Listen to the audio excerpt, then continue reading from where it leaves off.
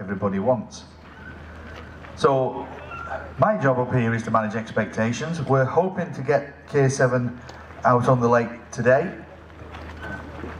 We've called in kind of reinforcements, and everybody's up there feverishly working away to get K7 on the lake as well. So bear with us, we'll do our best to keep you informed. K3 will be coming out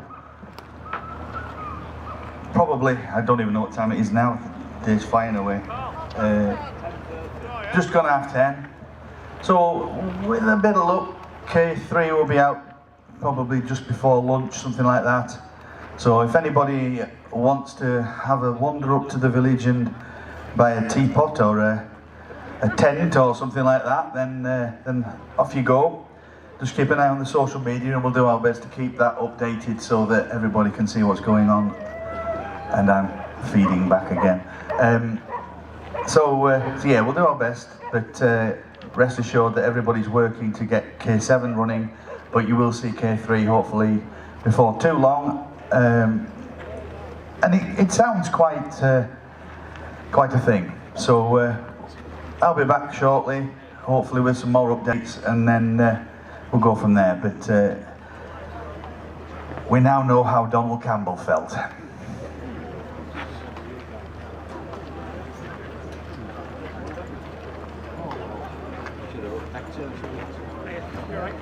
Well, no, not really, anyway.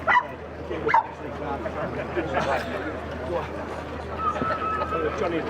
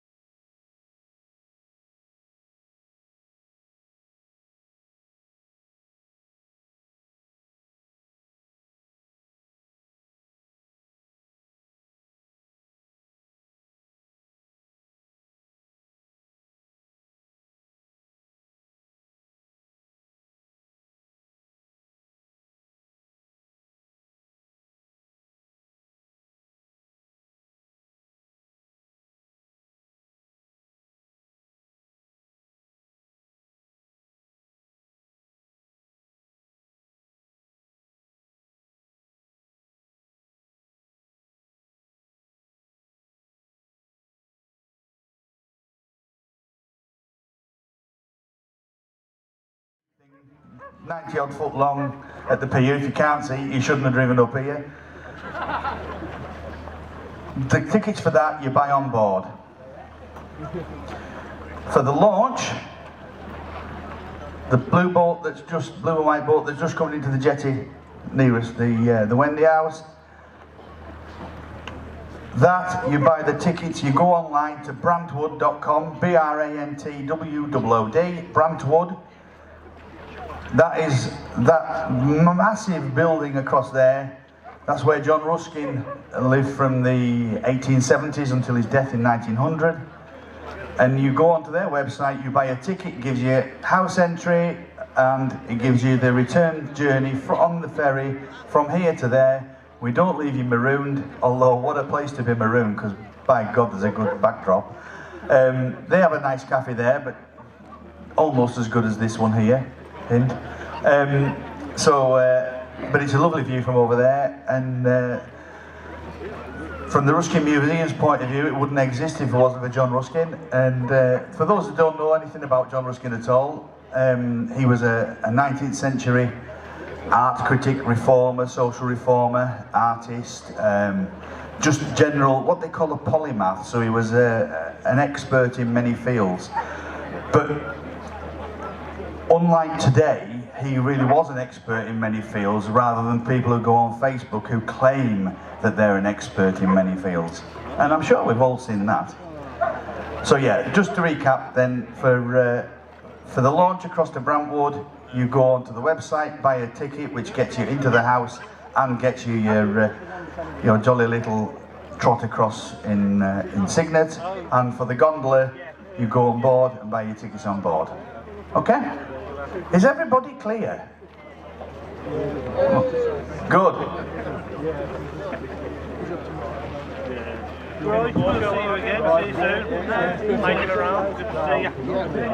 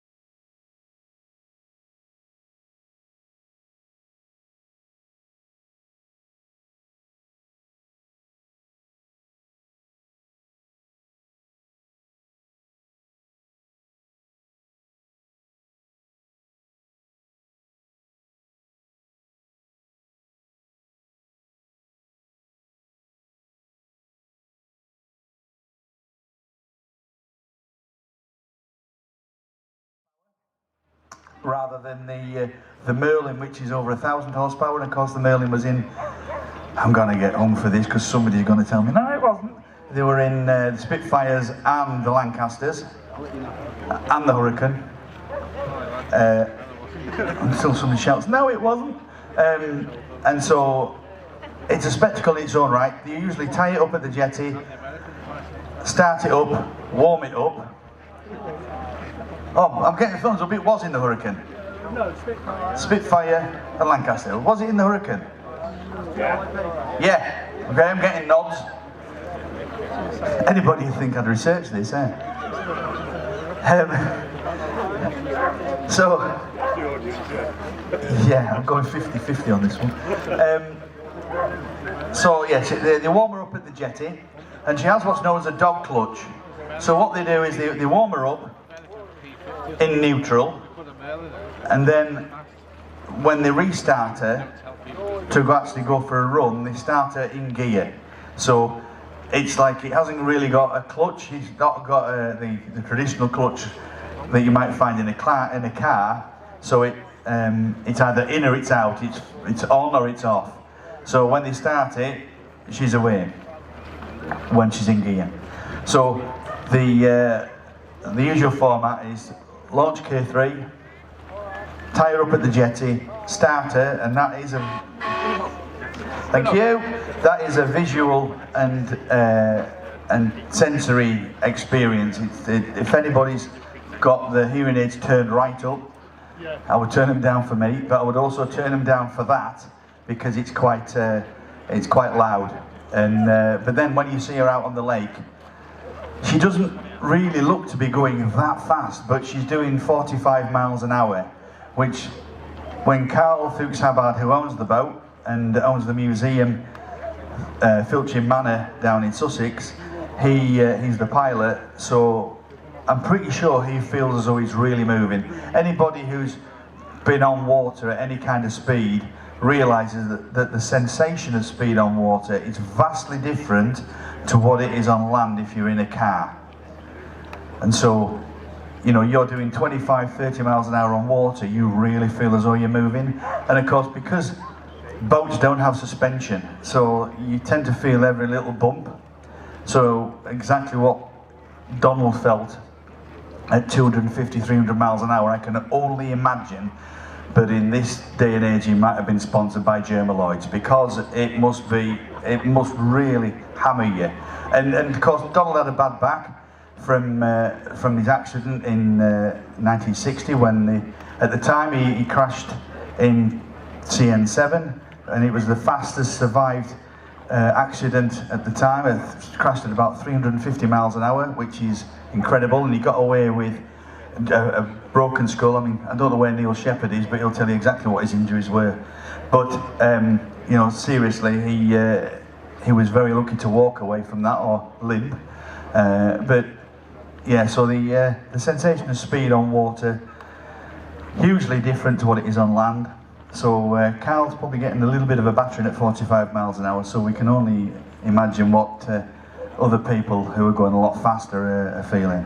So yeah, K3 will be coming down sometime around about 11:30, going on the water, warm up, and then she'll be doing a run up and down the course. And the engineers are still working on K7. The aim still is to get her out today if we possibly can, even if we have to stretch the envelope a little bit. We are aiming to get K7, and I know that's what everybody wants to see, because I'm with you on that. So I'm here all week, as I say. Well, the rest of the week till Sunday. I'm going to go away and gargle for a moment. Finishing on Sunday, isn't it? I was to ask you today is going to be maybe then. No, we thought this was the last day.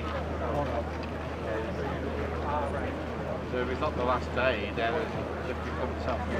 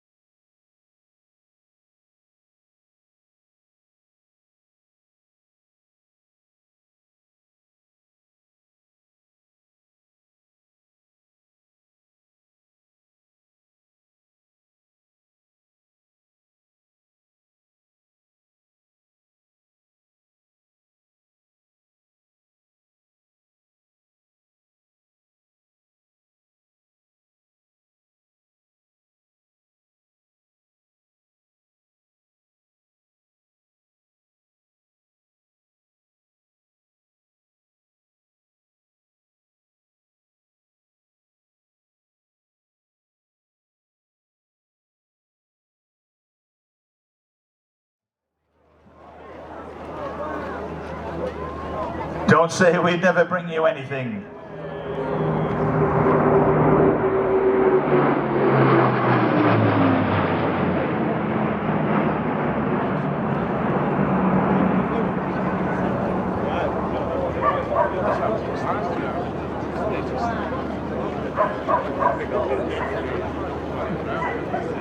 So there you go.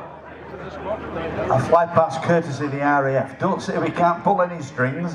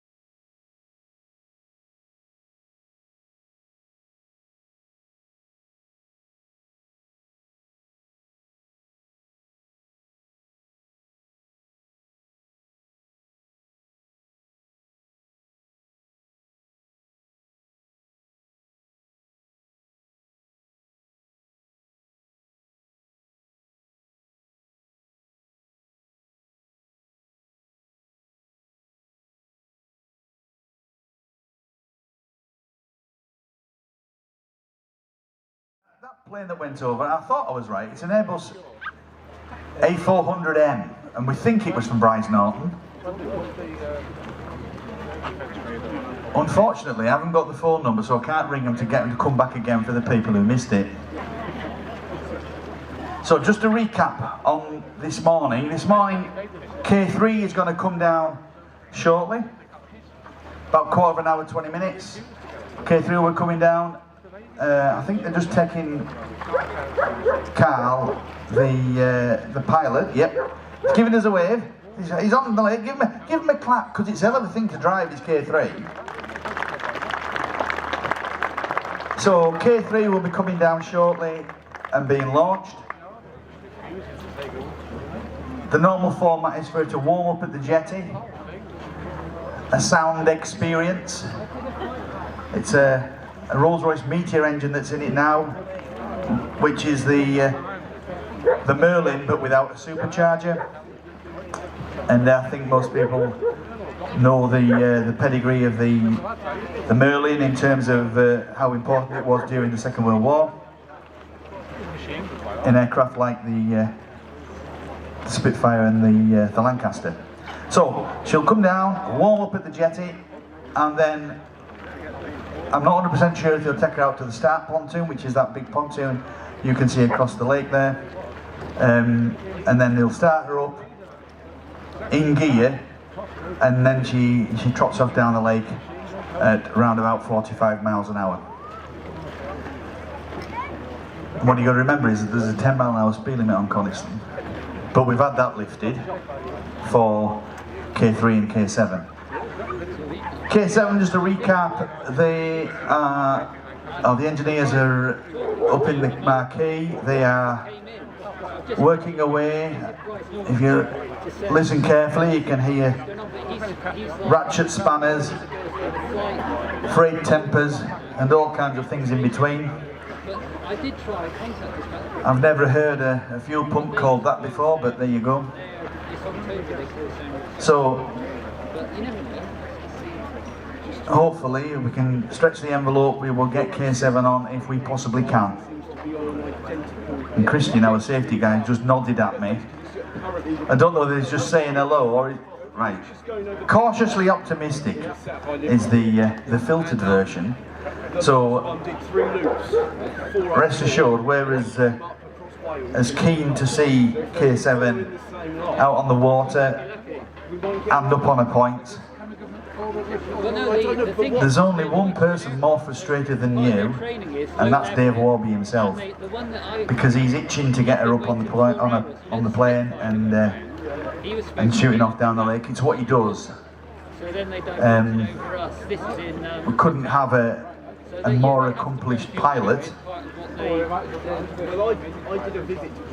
Pilot, not pirate. Pirates tend not to go quite that fast. And they said if you phone the flight ops at Rise or anything, they will say, if we've got an aircraft in the air, we will consider it. Yeah. So it might be worth a few calls. Hello.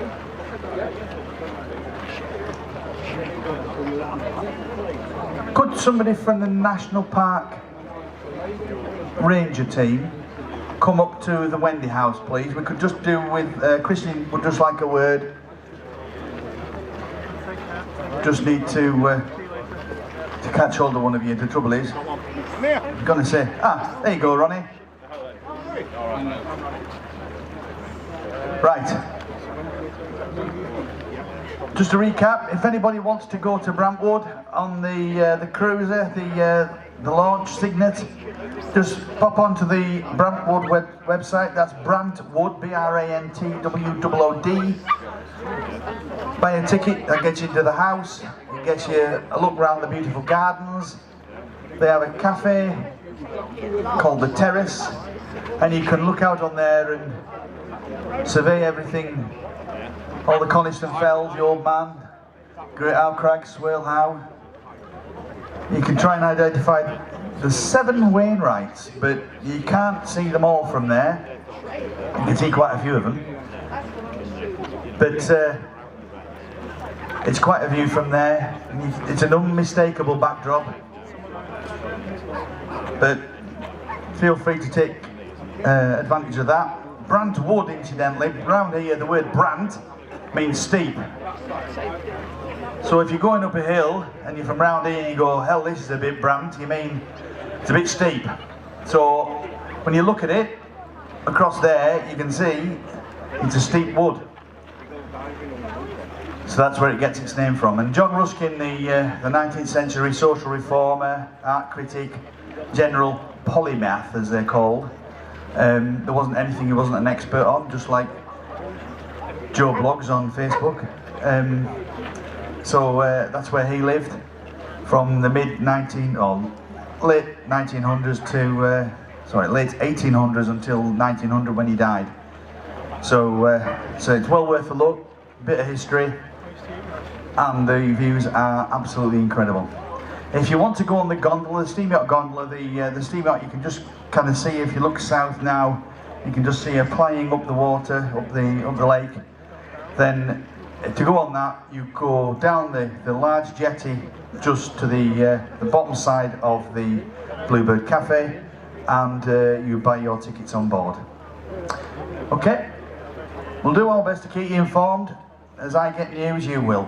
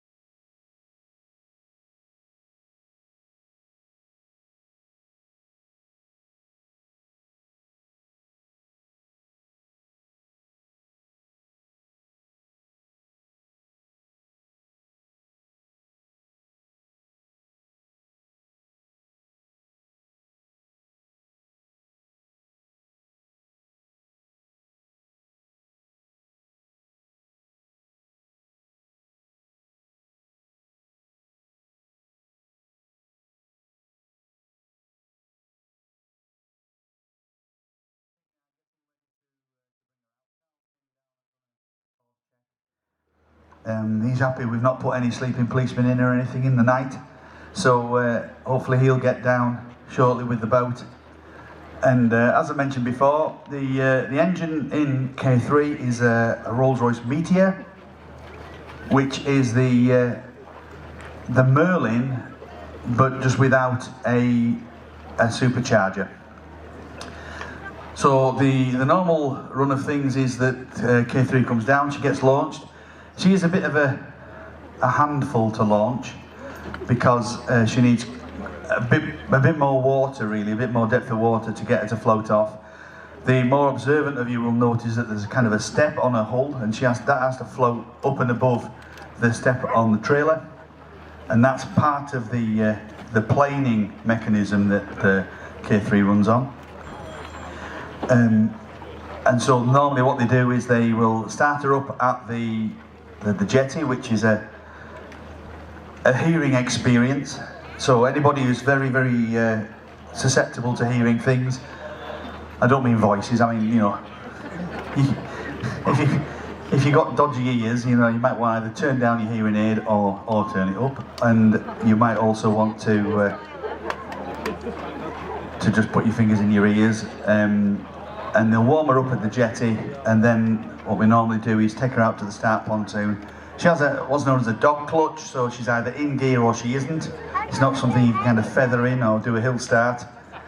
It's literally in or it's out. So they go out to the pontoon, usually, and start it up in gear, and then off she trots down the lake at up to 45 miles an hour. Now that 45 mile an hour, as I said to her early on, it doesn't sound that fast, because when you're doing 45 miles an hour down Acacia Avenue, it doesn't feel very fast. But when you're going down Coniston Water, the 5.5 miles goes quite quickly. So, and it's a bumpier ride than it is in your average mini metro. So it's again, for Carl, it's quite a handful to haul. And somebody asked me the other day about the propeller on K3. The Meteor engine isn't actually the original engine that Sir Malcolm Campbell was doing his records with. That's an R-type engine, and that is actually at the home of Bluebird K3, which is Filching Manor Museum in Sussex, at a place called Polegate. And the Meteor engine has been put in, but the propeller, or the screw, for the technical people, that is an identical propeller to the world record beating propeller that was used on K3 in the 1930s. And of course, for the people who haven't been here before and don't know, the reason she's sporting a Swiss flag is because she did all her records on Lake Maggiore in Switzerland, and she only ran in the UK on Loch Lomond for testing, so she did all her records on Lake Maggiore. So she'd never run on Coniston until earlier this week. So that was a bit of a little bit of history. And then, of course, after that came Bluebird K4, which Sir Malcolm ran on Coniston and got the record again. And of course, Donald ran K4 later on, and unfortunately it was damaged beyond repair. And if you look across the other side of the lake, you can see not the first boathouse, but the second boathouse south, just north of Brentwood. It was broken up somewhere on the shore there and burnt. Now everybody goes, oh, that's sacrilege. But that was the late 1940s, it isn't today, and perhaps the historical value of the boat then was less than it is now. But there's no going back on that. But if you want to see a replica of Bluebird K4, Lakeland Motor Museum has one down at Newby Bridge. Little plug for them. They also have a 2/3 size replica of Bluebird K7, which was used in the 1988 film, I think it was, Across the Lake, with Anthony Hopkins starring as Donald Campbell. And if any of you have been in the Sun Hotel, if you go upstairs, there's a lot of pictures of Anthony Hopkins playing Donald Campbell. And even though the people who were there at the time, the landlords were Martin and Karen Farmer, and even though the photograph says, to Karen and Martin, love from Anthony Hopkins, the number of people who come up to the bar and go, Ooh, didn't Donald Campbell look like Anthony Hopkins? That's the great British public for you.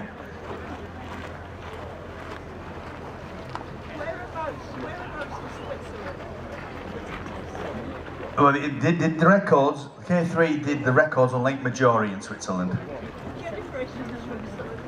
Oh, we got a Swiss lady here. Have you? I'm just hoping she's brought me some Toblerone. Yeah, if we were working to a cuckoo clock, I think it needs winding up. But anyway, here comes K3. Now K3. All up weight with the cradle is probably something north of 4 tons, so there's a fair bit of weight here to hold back. So what we normally do is get it to the top of the slope, and then we swap over for a tractor, kindly loaned to us this week by PV Dobson of Levens. So if anybody needs a tractor, just pop down to PV Dobson's. I'm hoping they're going to give me a ride-on mower. I've always wanted a ride-on mower, but I live in a flat. Yeah, I don't believe it. Right.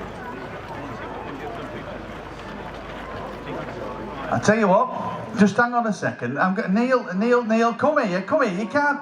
Come on, you can't do that. He's just been whispering in my ear. He didn't even want to know if I was married. He's come here. Oh, he's gonna.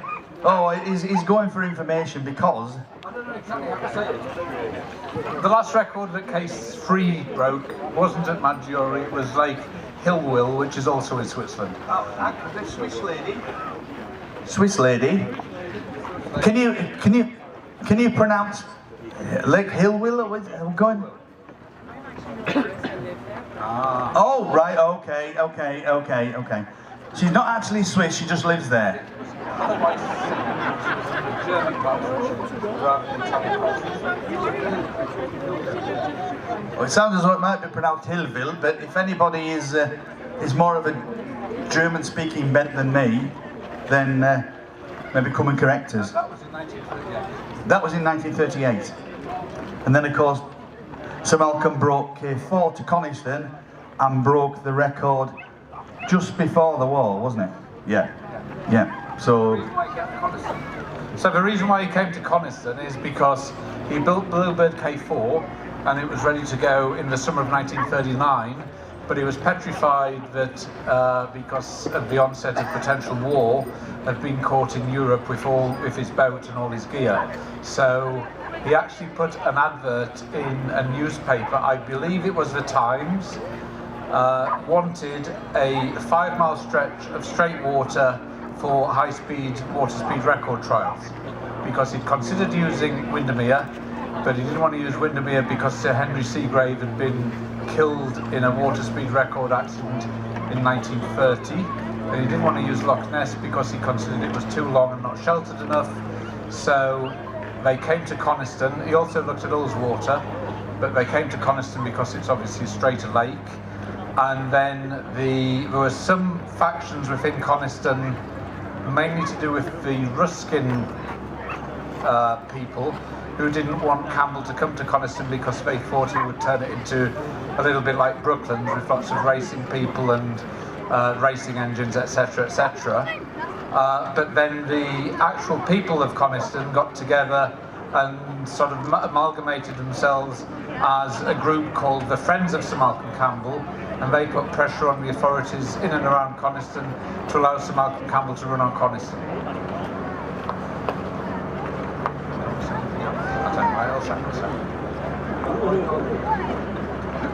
Yeah, so once Coniston had been established as a suitable venue for records, obviously K4 broke its record just before the outbreak of war, and then the Second World War obviously put a total end to record breaking. After the Second World War, Sir Malcolm Campbell converted Bluebird K4 into a jet-powered boat and came back to Coniston in 1947 and launched Bluebird for the K4, the jet-powered version of K4. He actually launched it from this jetty beside the Bluebird Cafe. So if you look at Wikipedia and maybe Google and type and do a search engine, a search against Bluebird 1947 Coniston, you'll probably find pictures of the old Bluebird K4 jet-powered version being actually launched from the beach that you're standing on over there now.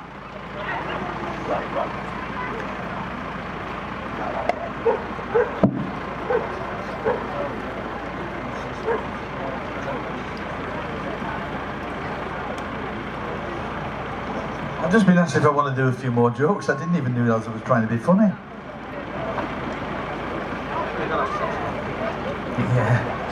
Oh yes, it's just been pointed out that I have to have a sense of humour to do this, and it's stretching, but we're getting there. So, Coniston Water, as Neil's just said, Coniston is the third largest of the lakes in the Lake District. But of course the pub question is how many lakes are there in the Lake District, and everybody knows the answer is one, because all the others are lakes, waters, meres or tarns.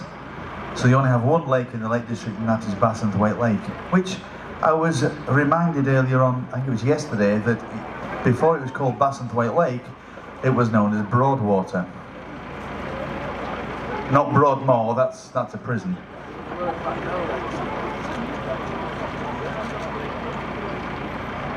And an interesting thing about Coniston is that until I think it was the 18th century, it was known as Thurston Water. And if you look across directly, almost directly across the lake, there's a big house across there, and that is known as Thurston. It's an outdoor pursuit centre. But Coniston is 5.5 miles long, well, roughly. It depends how wet it's been. And at its deepest point, which is not too far away from the southern of the measured kilometre markers, it is about a third of the way across the lake. It is round about 186 feet deep, which, as I've said a number of times, goes over your wellies, but it's only ever halfway up a duck.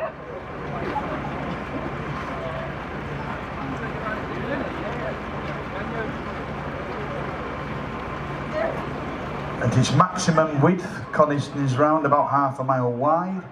So that's a point roughly at Bramwood. Take a line straight across through Coniston Hole Bay. That's the widest point, it's round about 1/2 mile.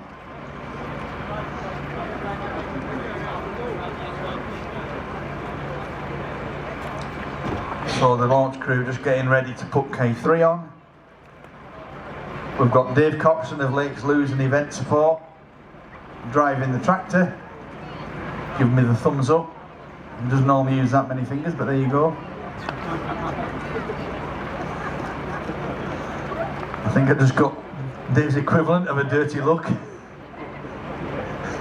Thank you. Normal service is resumed.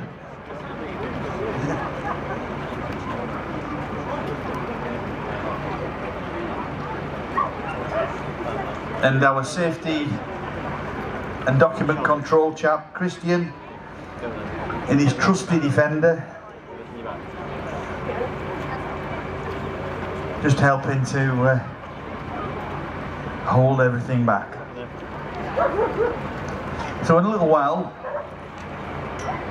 we may well do another question and answer session with Neil Shepherd, the guru on K7, and Donald Campbell, and the final record attempt. So those of you who haven't heard it all before might want to listen in. Those of you who have, well, you get it again.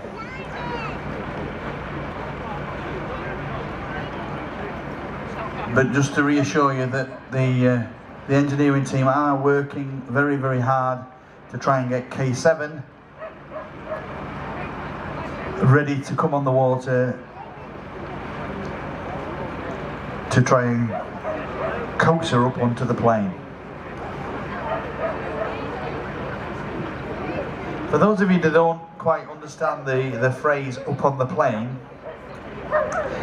We don't mean he's going to catch an aircraft. What we mean by that is that the boat will ride up and skim across the surface of the water rather than pushing through it. Like a normal ship or boat will push water out of the way, and that's what's known as displacement. But planing is when they get right up, and so there's very little of the boat actually touching the water, and so the friction of the water doesn't hold them back, and the weight of the water doesn't hold them back, and so they skim across, right across the very top, and that's when they're planing. You've probably heard the phrase aquaplaning, which is what you do on the motorway when you've let your tyres get too low and it's chucking it down, and all of a sudden your steering goes light. That is aquaplaning.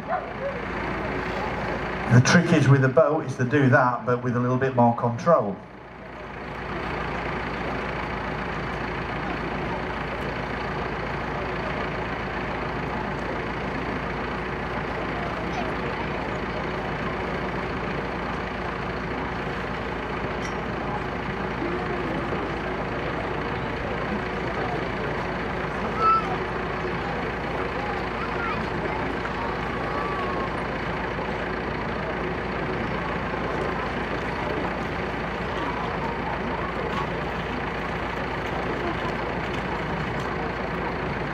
Of course, the tractor is on loan, as I said before, from PV Dobson.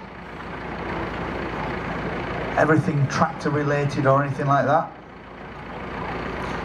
If you want a tractor or a boy toy, then not a toy boy, that's different, ladies, sorry. A boy toy, a man's toy, then pop down there, they'll sort you out.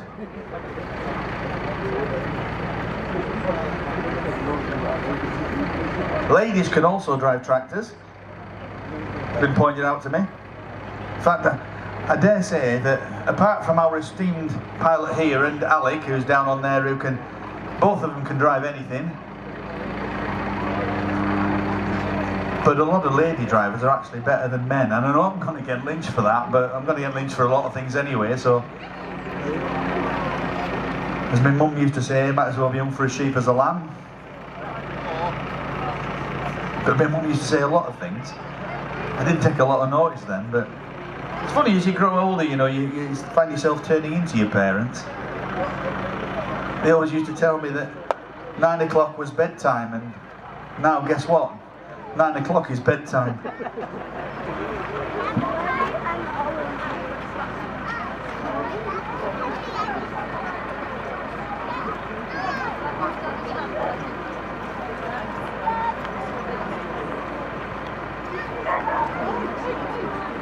So we've been getting slicker all week, not faster, but just slicker.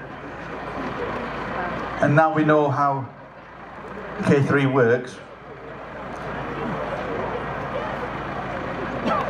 We know what does and doesn't work, and obviously that didn't.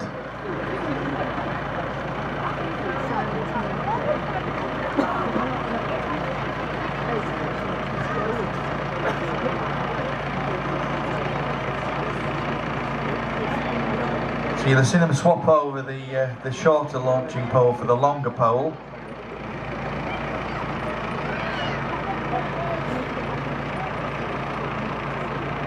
By a long pole, I don't mean the 6'4" guy called Piotr.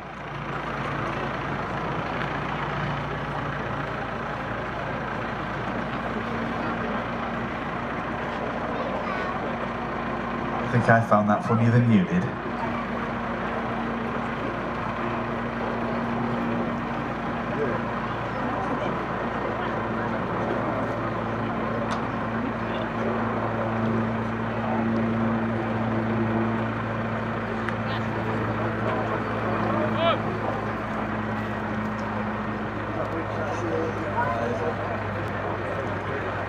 So just a reminder, if anybody's got a drone, apart from me, because I've been accused of being a drone, if anybody's got a drone, please don't use it, leave it in the back of your car. We only have our own authorised drones, and it's not because we're being precious about things, it's purely a safety thing. Number one, what we don't want is anybody's drone running out of battery. I know the they're programmed to come back to base when they're running low on battery, but things are programmed to do a lot of things, which doesn't always work. And also from a point of view of running the boat, what last thing we want is a drone being in the line of sight of either Carl in K3 or ultimately Dave in K7. Just a distraction, and God forbid something worse might happen, that the drone might end up caught up in the mechanics of K7, which would make a mess of both things.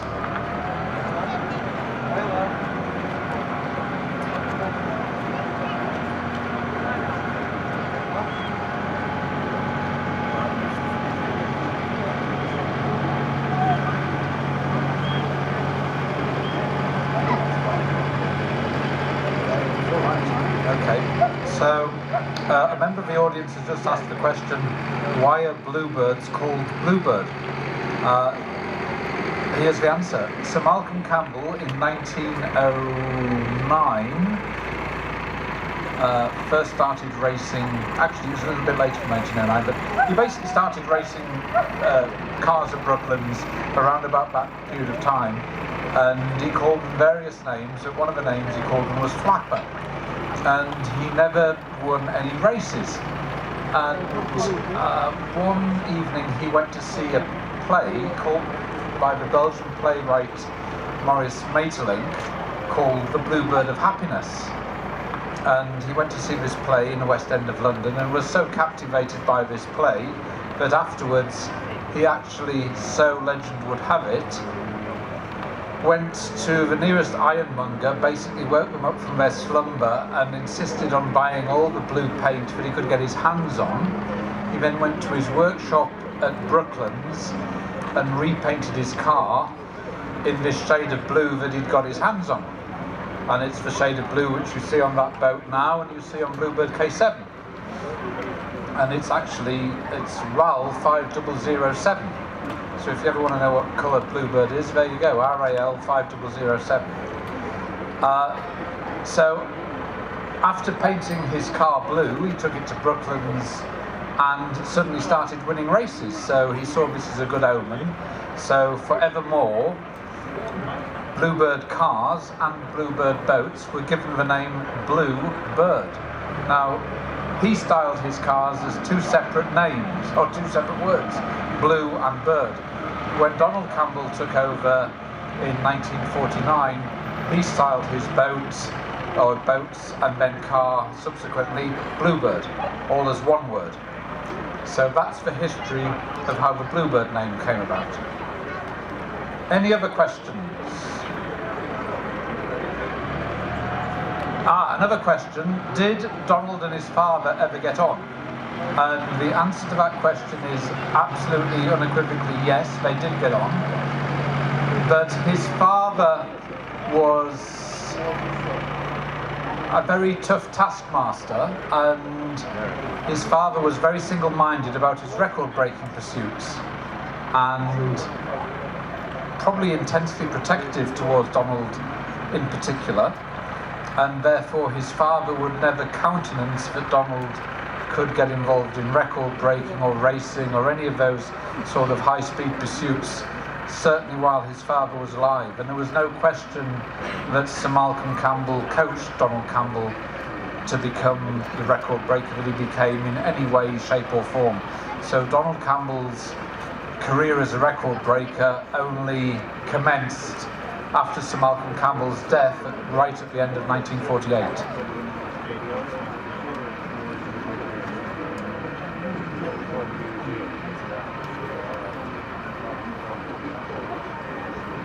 No, so Malcolm Campbell, after he died, his estate, all the possessions within his estate, including the Bluebird car and two Bluebird boats, Bluebird K3 and Bluebird K4, were not left to Donald. Donald had to buy them out of the estate, obviously at a much reduced price, but that's what he did. So Sir Malcolm Campbell made it plain, or made sure that the car, the 1935 Bluebird car, and the 1937 K3 and 1939 K4 were not left to Donald. Right. Okay, so we have another question about the registration of the various Bluebirds. So the registration K is just the racing letter for Britain, and if you look on the side of K4 and also on the side of K7, you'll see effectively what looks like a figure of 8 actually on its side, and that's the unlimited symbol. And then K3 was the third boat in the unlimited British boat series. K7 was the 7th boat. So the K numbers are not exclusively to the Campbells. So K1 was Miss England 3. K2 was a boat called Miss Great Britain, which was these were pre-Bluebird K3. K4 was the second Bluebird speedboat.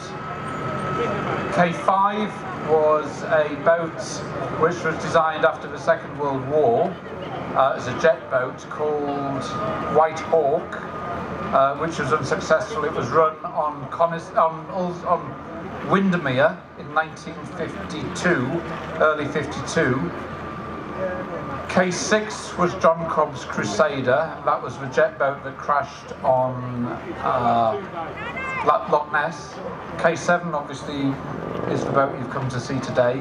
K8 was a boat called Alton Towers British Pursuit, and that came to Coniston in 1983 to try and break the water speed record, but was unsuccessful. And K9 has not yet been registered.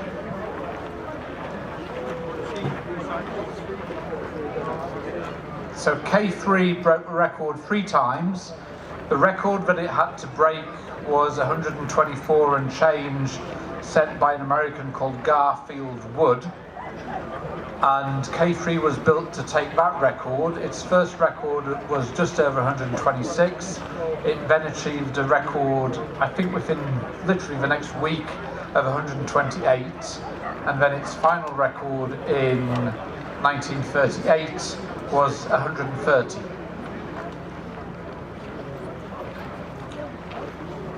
Any more questions? No? Total lack of interest.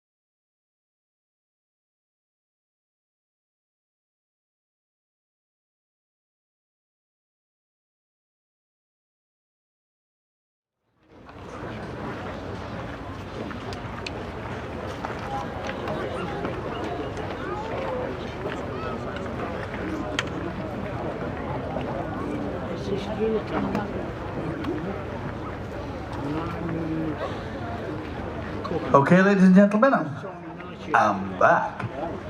I know you've missed me. So, that was a sensory experience listening to K3's engine. Now, it looks as though they've got a tower out probably to the start pontoon. The latest news from the workshop is that they're making very good progress, and we hope to have K3 out sometime kind of mid-afternoon-ish. But did I say K3? Sorry, K3, oh Christ. It's been a long old week. Yeah, K3's there, K7's up there. K7, they are busy spannering away. They hope to have her ready for mid-afternoon. So, with keep saying with a bit of luck, no, but with a little bit of engineering prowess, you'll see K7 come out, and we're optimistic that we've addressed the issues that Dave was experiencing earlier on in the week. But meanwhile, while you see these people, the K3 team, sorting K3 out and taking her out onto the lake, we have a bit of a special guest here. Come here, come here. So, Donald Campbell's daughter, Gina, and Sir Malcolm's granddaughter, of course, is stood here with me. How does it feel, Gina, to be here now? Yeah, I'm absolutely blown away by the amount of people that have turned out to view this amazing spectacle that the Ruskin Museum have put on. I know you're probably feeling a little bit underawed at the moment, but I can assure you, as Dave Warby said to me last night, if it was that easy, everybody would be doing it. And you know, my father had to put up with all sorts of trials and tribulations, and possibly if he hadn't, he wouldn't have had the accident that he had, because you know, you get to a point of desperation where you push things beyond the limit. But look, it is fantastic to see so many people here today. I was here on Monday and there was a huge amount of people, and my goodness me, I'm absolutely blown away. I can't thank you all enough. And to have my grandfather's boat here as well, K3, and for Carl Volkshalber to bring her all the way up from the south coast is just amazing. And to have the two boats together, father and father, and it really is a very, very special moment. And I just hope and fingers crossed. I've brought Mr. Woppet.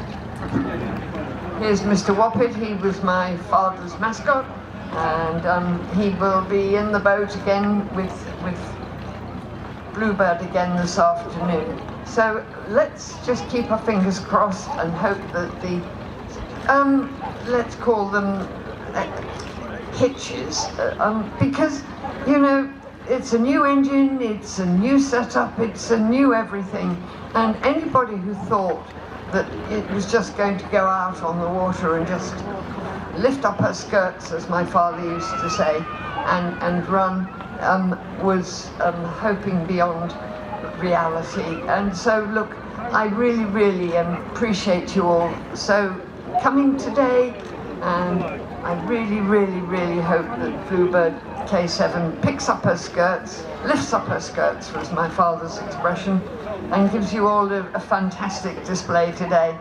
But apart from that, look, you've got the sunshine, you're in a beautiful part of the world, you've got the hospitality of the Ruskin Museum and the copper mine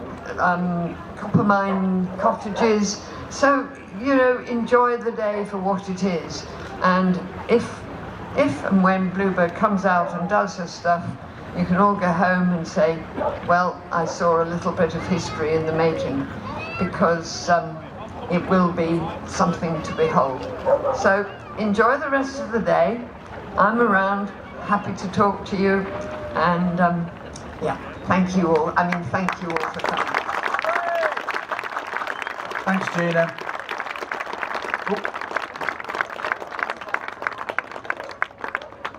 Mr. Woppet just took a bit of a tumble.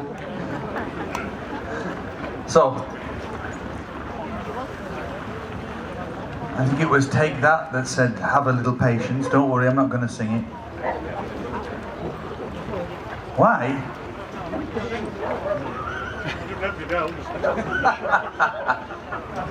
Oh, I'm sorry, madam, I have to keep my clothes on.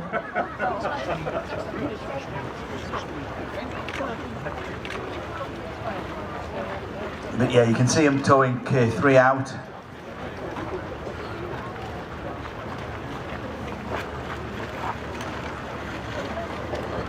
It looks as though they're going via Hawkshead from here actually, but there you go.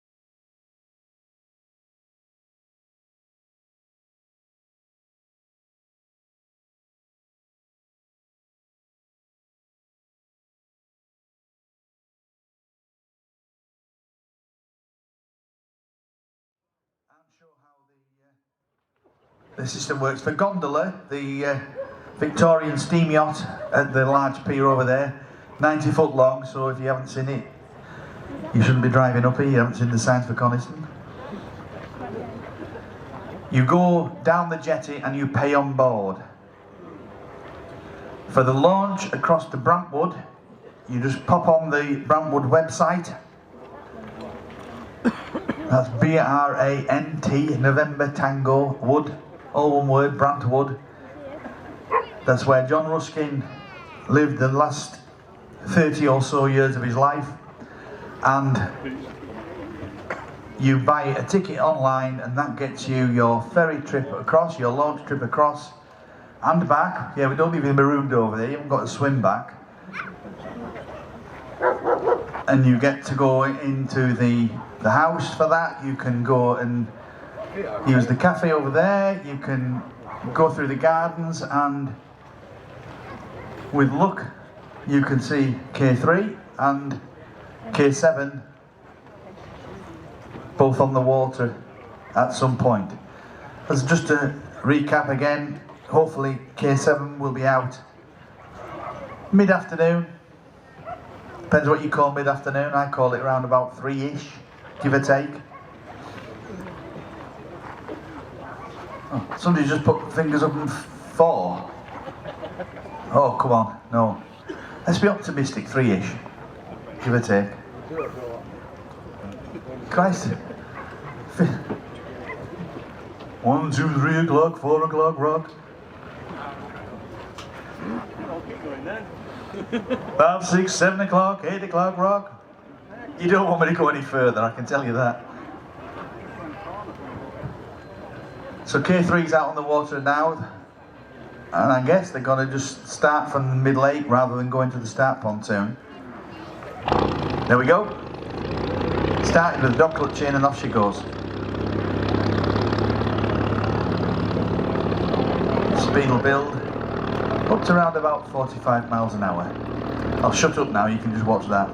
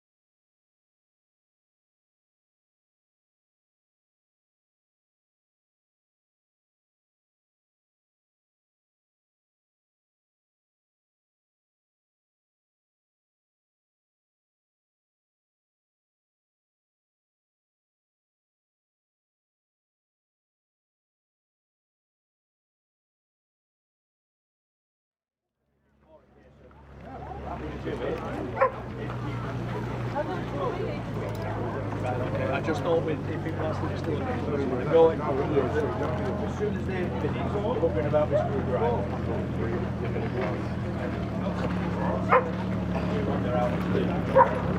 No, I get that. You know, I told the patient, that's all right. He goes out there,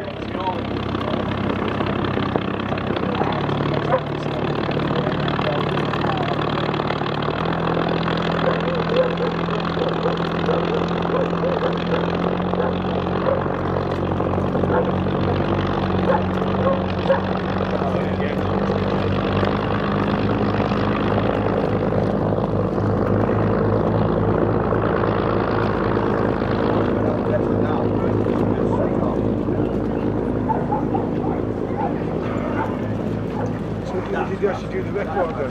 Was it records? The original Bluebird records. Yeah. I thought it was the 80s. No. The only one in 1980 was only with British Pursuit which was a reverse 3.7. Correct? No.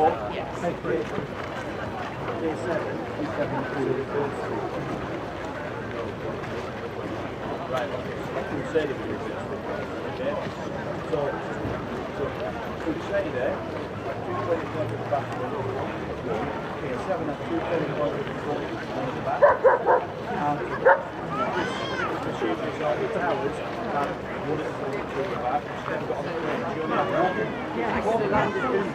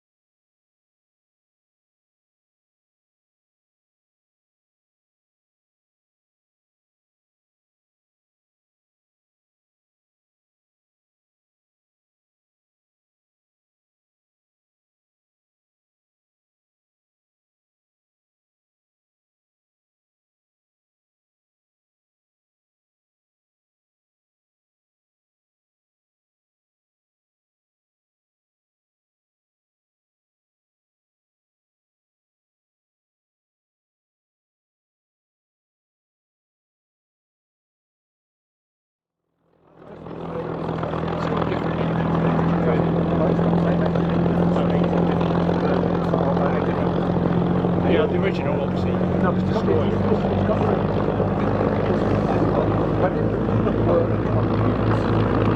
Everything else is, you know. Hasn't got that. It's got the same type, but it hasn't. An awful.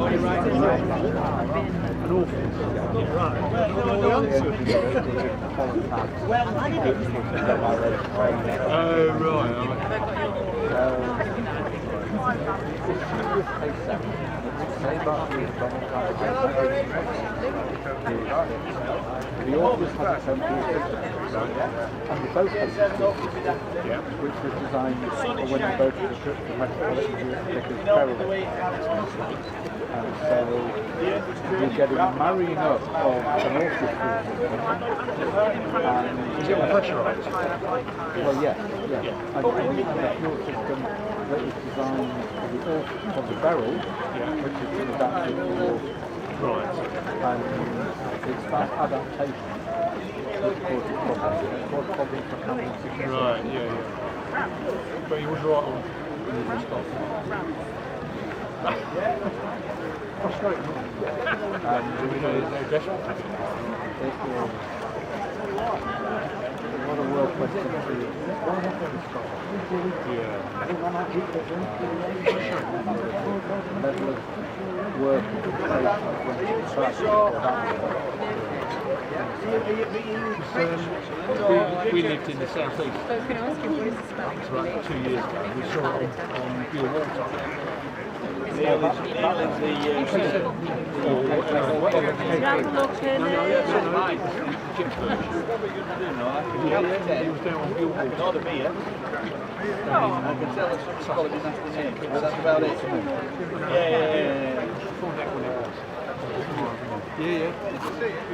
Can you just give this lady a spelling I was of going that to lady? attempt to help you with the pronunciation.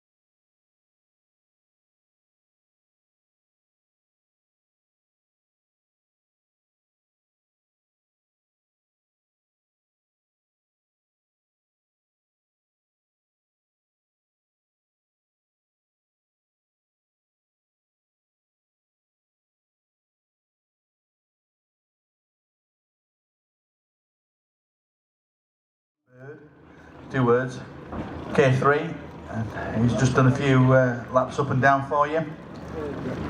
And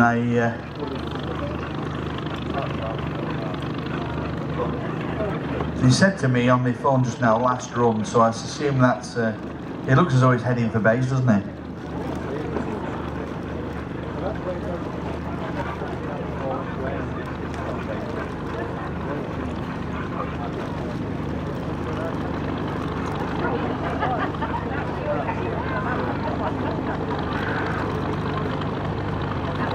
So K3 will have been doing about 45 miles an hour, plus or minus. And so that gives you an idea of the kind of speeds that Donald would have been doing, well over 100. And of course that boat has done up towards around about 130 mile an hour, so you know, she was no slouch. So everybody go on, give him a clap with K3. Carl Fuchs Hubbard of Filching Manor Museum in Sussex. It must be a hell of an experience sitting in there, because you feel quite high up.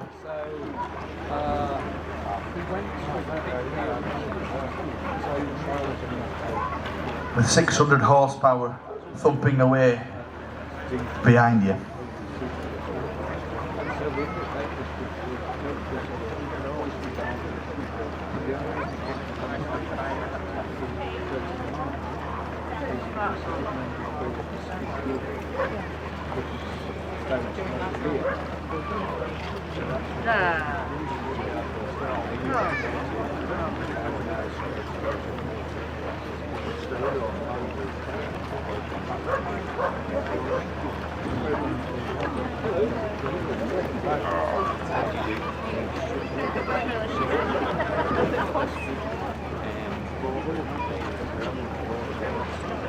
Thanks again.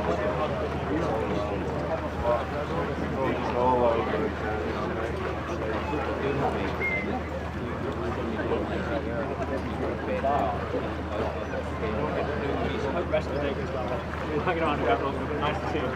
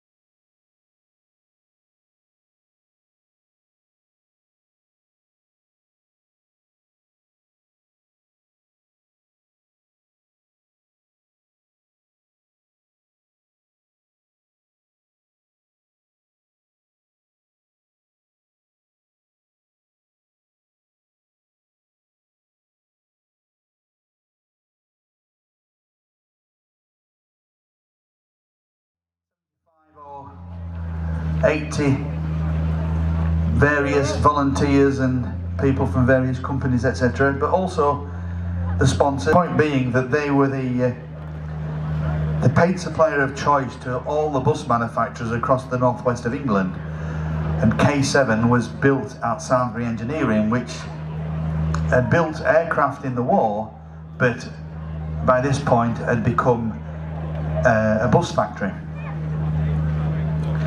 So HMG Paints in Manchester much appreciate their support in terms of paint. There's a couple of nice Mercedes just next to the cafe there. Mercedes-Benz of Carlisle have supported us, and in return you get to go and look at them. They're nice cars. Have a look at them. If you have to ask the price, you probably can't afford them, but they assure me they'll do you a good deal. Just go in, mention Bluebird, and they'll charge you twice as much. Ties our insurers, both on the water and off the water. Pulled a rabbit out of the hat, because this isn't any ordinary run-of-the-mill event in the specific insurance, and the team at Ties have been remarkable in their help and support. And another fun fact there is that Ties, Sir Malcolm Campbell worked for Ties in the 1920s. He was a broker at Ties, and so it seems very fitting and appropriate that they support this event, given the family ties. Lake Slew's an event support. We've mentioned him a few times. David Coxon, who's the MD. I've known him since before he was born. He can drive just about everything, including me round the bend. But he's been a tremendous support to this event. Oh, somebody mentioned me then. Oh, blimey. I think I'm famous. But yeah, Lake Slew's an event support. Now, Phil Johnson at Copper Mines and Lakes Cottages, again, an absolute star. He sponsored the accommodation for the Warby Motorsport team, so Dave and his crew, and also the Osprey rescue team, who have the lovely yellow boats over there with the drop fronts. They've been an amazing support as well of Osprey. Chrono 24, they've supported as well with financial donations. If you go on their website, if you have time, you'll understand why I say that in a minute. They do vintage watches. They are hands down one of the best purveyors of vintage watches, and that is not a wind-up. Well, I've got one laugh.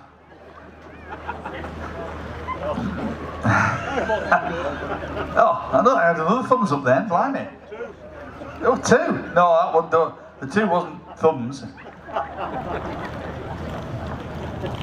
Joss Engineering and Barrow in Furness, they've done all the, what we call furniture, the hardware for Bluebird K7's canopy.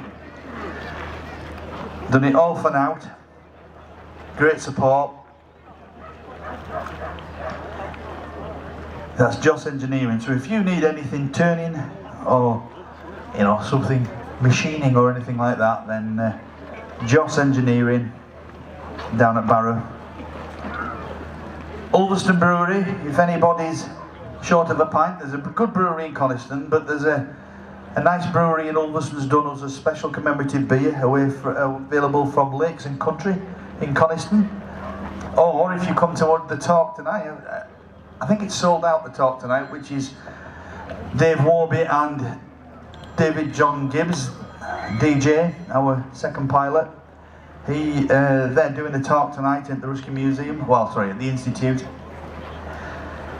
I think that's sold out, but Full Chat, I think it's an appropriate name, don't you? That's available from Lakes and Country, and also a bottle bar at the talk, and I was always told I'd rather have a full bottle in front of me than a frontal lobotomy. So Windermere Jetty Museum, guess where that is? Windermere. That has a lot of historic boats from the early days of record breaking. It's coming up to Father's Day, so ladies or kids, if you're wondering about what to do with your dad on... Oh, come back. If you're wondering what to do with your dad on Father's Day, take him to the Jetty Museum, get him in the cafe there, have a walk round. They sometimes do boat trips from there as well, so it's well worth having a look on their website, just seeing what they're up to, but that's a good dad's day out. So there you go. Don't say I never give you anything, there's a tip.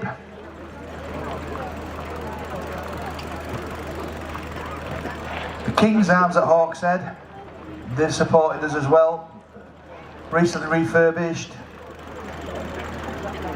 The food over there is positively memorable, really. I've had a few meals there, they're very, very nice food. I know, how can I stay so slim eating that much, but anyway. CGP books, they, for anybody who's got any kids doing GCSEs or A-levels or anything like that, a lot of people will be using their reference books. But looking around the crowd, most of you have done O-levels. But CGP books, they're only based down at Broughton in Furness, 8 or 9 miles away. And they've been a tremendous support as well. Now in the team to get Bluebird back to Coniston after she was restored, we had a number of solicitors involved. One of whom was an absolute star. Where's Dave when he can drive the tractor? And so Blakewater Certis is where he's now at, and he's been a great support as well. Just a shout out, Dave Coxon, where are you? Lakes Lewes. Dave, we need you to drive.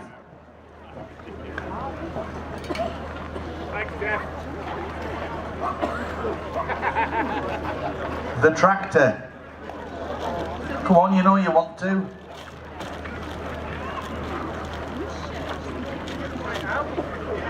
Oh, Alex here, Alec will do. I don't know, go down and talk to Gilly. Gilly there.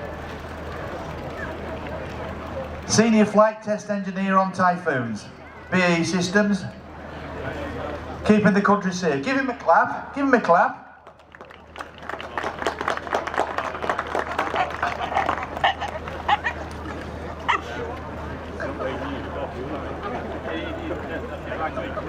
Careful, Gilly, I can lip read.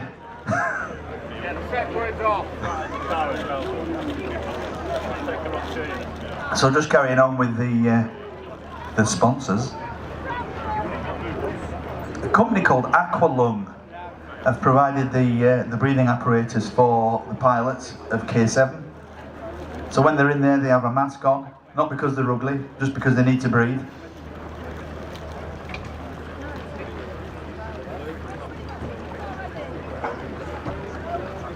Oh, blimey. Alex doing it, and his grandson's gone in.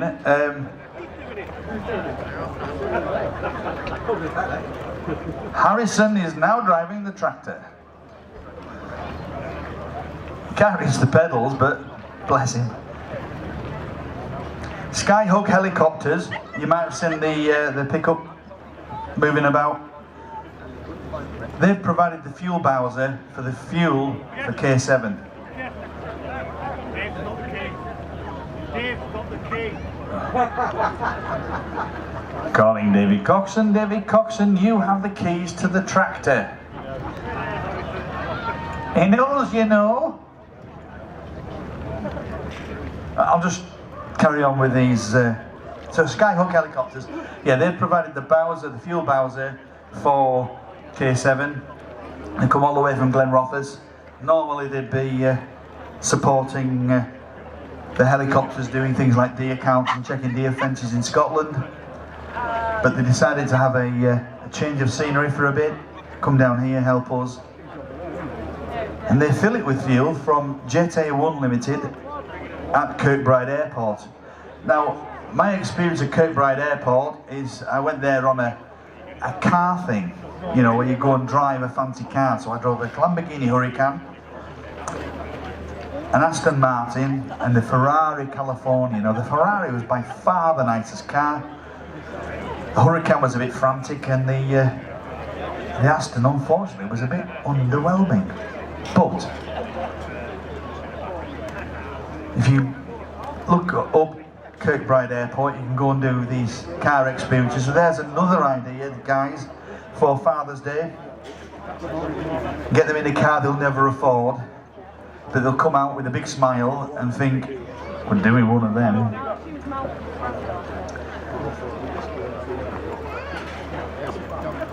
Aquapura have provided all the water for the first aid tent and for the crew welfare cabins. Pure Lakeland water. It gets free delivery in the form of rain, filters through the rocks for 10,000 years. They put it in a bottle and put a sell-by date on it, go figure.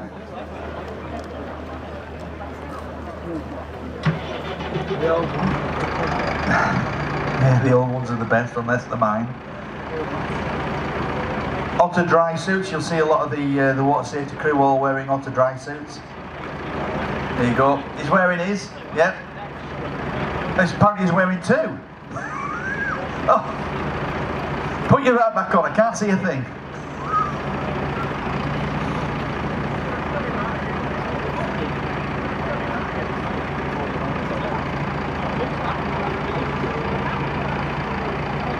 Bardo Photographic have supported with photography, and we've had Jago Miller from Miller Film. We've got Ben Barden somewhere, I'm not aware, another experienced filmmaker, and Andy. Not sure where Andy is, but he's taken over from Jago because Jago's had to go to Norway to do some filming up there.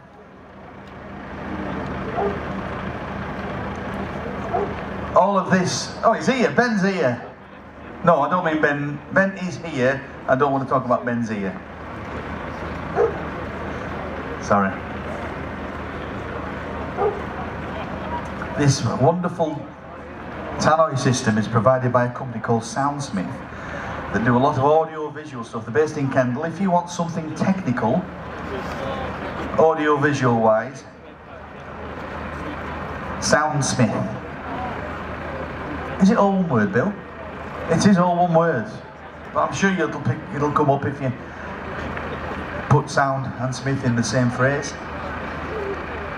They've also provided the big screen that you can see if you're around there on the back of the cafe. But don't forget to go to the merchandise stall just behind the cafe, and also the Campbell Family Heritage Trust stall just along the waterfront, and also retro classic t-shirts of distinction, whereas mine's the commentary of extinction.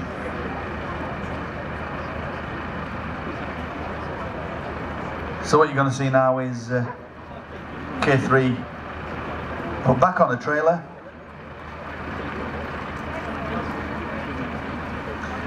He's stretching Sal.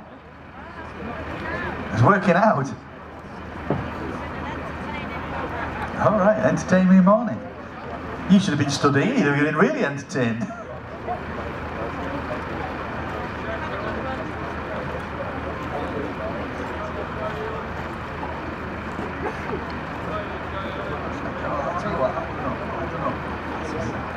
Sal?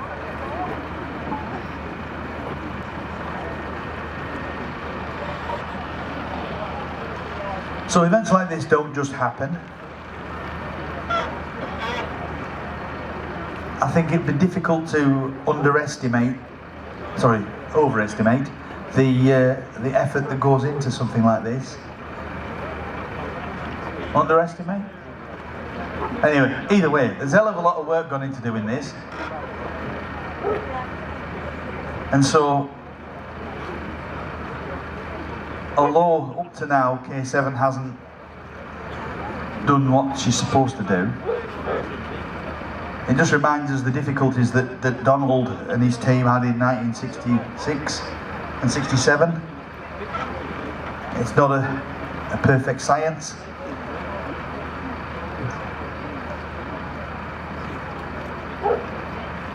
It's quite a difficult thing to do. So what I'm going to do now, you'll probably be pleased to know, is I'm going to shut up for a minute or two while they get the boat. Thank you.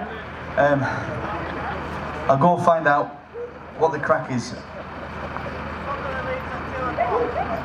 Gondola's leaving at 2 o'clock. If you want to go down and get a ticket, you just go on board, get your ticket.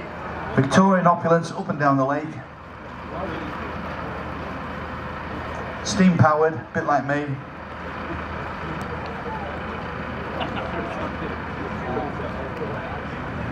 I'm just told I'm more clockwork. They just wind me up and let me go. So yeah, the gondola's going to be sailing about 2 o'clock. So if you do want to go on the gondola, just pop over to that jetty across there, just south of the cafe, and pay on board. Just a reminder about the launch across to Brantwood. You just get your tickets from the Brantwood website. Go down, show your ticket, you get a free return trip. You don't have to swim back. No rubber dinghies here. You get entrance to the ticket, the gardens, and everything. In my best German accent, I will now say, I'll be back.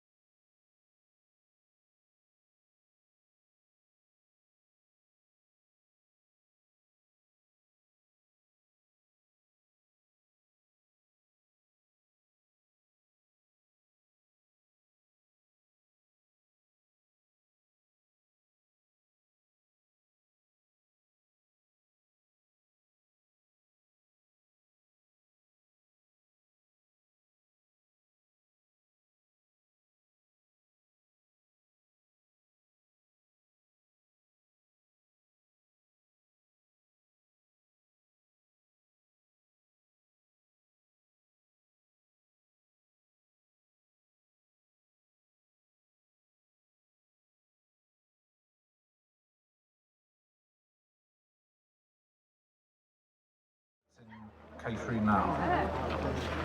Yeah, so the engine that we're using in K3 at the moment is basically a 27 litre unsupercharged Merlin. It's at about 650 horsepower, commonly known as a Meteor. The original engine in the boat is a very special engine called an R-type Rolls-Royce engine.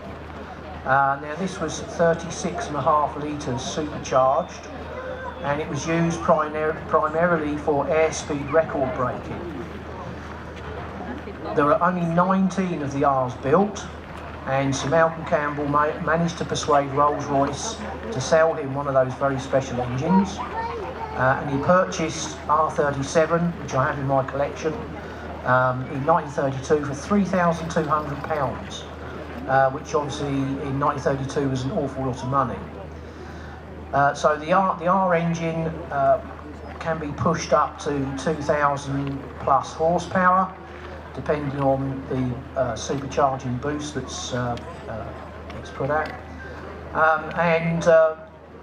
They were used very successfully for land speed record breaking and water speed record breaking. So you might be asking, why have we not used the R in the boat today? And that is because the 19 R's that were built, there's only 3 survive now. There's no spares for them. It requires rebuilding roughly every 2 to 3 hours, fully rebuilding.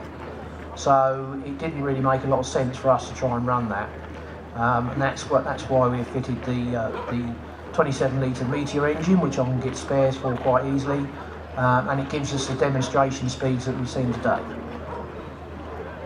So Carl, this boat broke the water speed record 3 times, and just to give you some illustration of how efficient this boat was versus the boat that went before, the boat that held the record that Bluebird was after.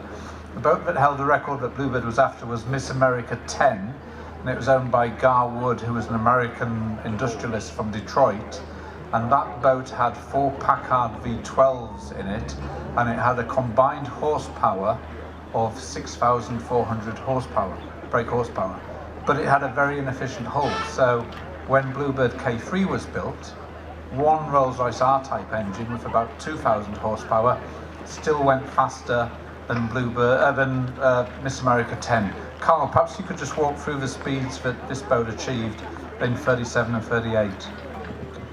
Yeah, so Sir Malcolm Campbell, he actually broke the land speed record lots of times. He'd achieved 300 miles per hour on land, and he decided to have a crack at the water speed record, which was why K3 was built. He did some initial testing at Loch Lomond in Scotland, and realised they needed a very smooth surface of water to ride on, and they took the boat to Switzerland, and after about 6 weeks of testing, eventually they were getting up to over 100 miles per hour. Now the figure that they were after was 124 miles per hour, which was the Garfield Wood Miss America boat. On the 1st of September 1937, Sir Malcolm Campbell got his first record with K3 at 126.3 miles per hour. The very next day, conditions improved further, and he kept the timekeepers in place, and he took the boat out again, and he achieved 129.5. So then the boat was taken back to the UK. Over the winter of 37 and 38, there were various small modifications made to the cooling system of the engine and various bits and bobs. And he took it back to Switzerland to a lake called Halville on the Swiss-Austrian border, and he achieved his 3rd and last world record in this boat with 130.9 miles per hour. So we are actually looking at the moment, we are looking at the first boat on the planet to exceed 130 miles per hour. Oh, that's brilliant. And just to show the sort of intricacy of the relationship that Campbell had with Rolls-Royce, after the record in 37, they got in contact with Rolls-Royce and said, is there any more power we think we can get from the engine? So Rolls-Royce said, well, we think we can probably devise maybe a slightly better mixture of fuel to use, and we think we can probably devise some slightly better exhausts. and that should give you about an extra 50 horsepower. And we've calculated that the speed that this boat will be able to achieve is exactly the same as the speed that the boat achieved in 1938. So that's how much Rolls-Royce are on the button with this particular boat. The boat has a V-drive, so from the engine going forward, it drives down into a gearbox, and step-up gearbox, so the number of revs in the engine is multiplied by the gearbox, and then it drives the prop shaft out to the rear. And this is the same V-drive and engine, the R37 engine, which was used in Bluebird K4, which was a successor to this boat, and the first Bluebird to come to Coniston in 1939. Is there anything else we'd like to discuss, Carl? Yeah, go through the run profiles that we've done today. Yeah, so the engine obviously sits at the back. The V-drive gearbox is under the front hatch at the front of the boat. So basically the engine drives through a dog clutch. Now a dog clutch means you can't slip the clutch, it's either in or out. And that's why you may have noticed I warm the engine up. When I want to do a run, I have to actually stop the engine and put it in gear through the dog clutch, and then I have to start the engine up in gear effectively. So it's like starting your motor car in gear. So the engine drives through dog clutch, prop shafting, up to the V-drive and under the front hatch, and that goes in a 1-to-1 ratio to the engine. And at the bottom of the gearbox there's a step-up gearbox that goes on the front. And that steps it up 3-to-1. So if you're doing 1,000 RPM at the engine, that's going through the top of the gear, the V-drive, out the propeller shaft at 3-to-1. So it's 3,000 at the prop. And that's basically how she gets her speed, is stepping up the engine revolutions down to the prop. That's brilliant, Carl. Should we do some questions from the audience, if anybody has any? If there's anybody has any questions? Yes, sir.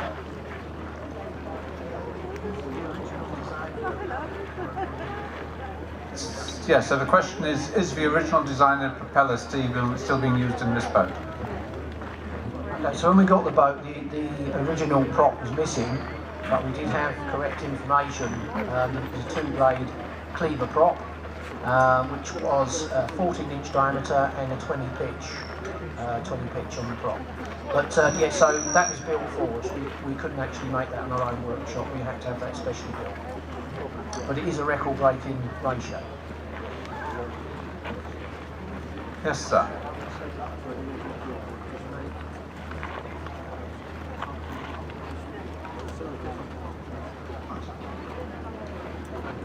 So yeah, they did experiment with different pitches and slightly different diameters. But that's the one they settled on. 14-inch diameter, 20 pitch was the record-breaking formula.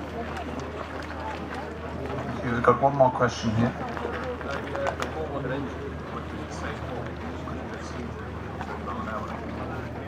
So the question is, with a more modern engine in the same hull, would the hull have more speed potential? The Meteor is 27 litres, 650 horsepower. The R was 2,000 plus. So although this engine is later than the R, it's not going to exceed 130 miles an hour. No. And I personally wouldn't want to be in it. And are there any questions over on this side? Because I feel you've been neglected on this side. So if you come across, speak to you. We have a question way down here on the jetty.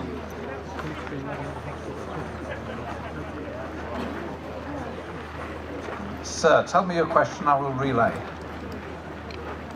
Right, yes. So the question, Carl, what's it actually built of? It's primarily timber construction. The two sides of the boat are double diagonal mahogany planks. So you can see, Roy's pointed out there, you've got a strip of planks going one way, and on the inside you've got another strip going the other way. And in between that is what they call calico membrane, which is a waterproofing material. The sides of the boat are completely original and very, very strong. The underneath of the boat primarily is marine ply. and at the front the marine ply is sheathed with aluminium. The decking is quite interesting because there's quite a complicated lattice work of the structure underneath that deck. But again, there's 2 skins of very thin plywood cut into strips and crisscrossed and glued together. Inside you have 2 longitudinal struts that go from the engine, go from the stern up to the bow. They act as engine bearer and your gearbox bearer. So 90% of the structure is timber. There are metal strengtheners inside, but it is 90% timber. That's brilliant, thanks Carl. And any more questions? One more question here. Yes, so Carl, the speed you were doing down the lake this morning? I was doing what I was allowed to, was 45.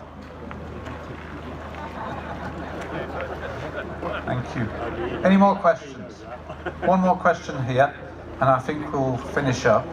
Sir, Carl, did this engine come out of a tank? Absolutely correct. Yeah, it's a Meteor 27 litre unsupercharged, and they came out of tanks. Yeah. But the great thing about this is that I can get spares for it very easily. I can get starter motors, I can get magnetos.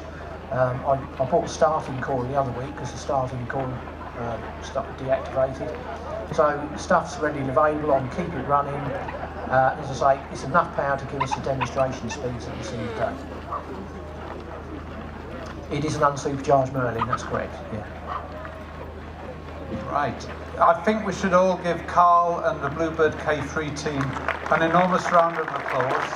I think it's brilliant that this grand old lady that this year is celebrating, or will be celebrating its 90th year, is still out and about, achieving speeds out on the lake. So thank you very much, Carl, and thank you very much for all your participation, audience. Thank you.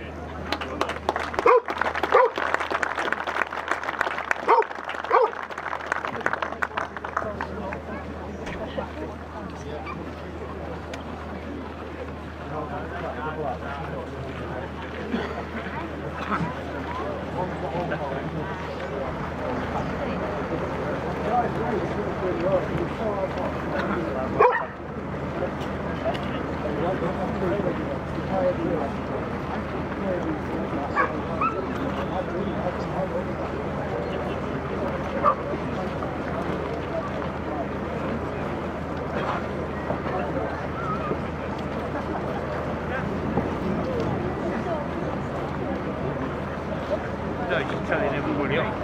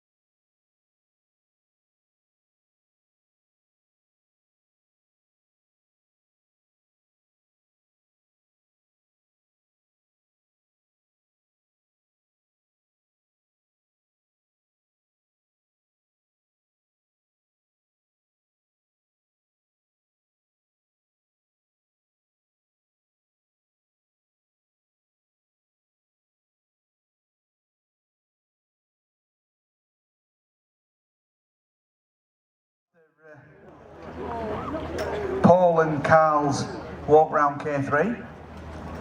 You all want to know what's happening with K7, don't you? No. Don't you? Right. Don't synchronise watches, but in about half an hour, just over, around about 3 o'clock, she should be coming out. And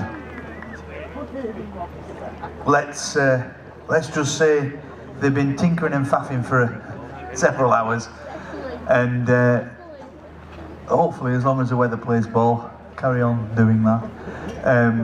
Then we'll get K7 out on the water, and we'll see what she does this time. She's a temperamental beast.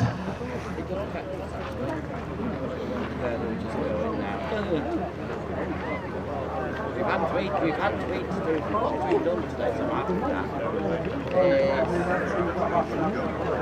that. No, I better not say some of the things that have been suggested. I got pulled up earlier on about whether or not ladies can drive tractors, and of course they can.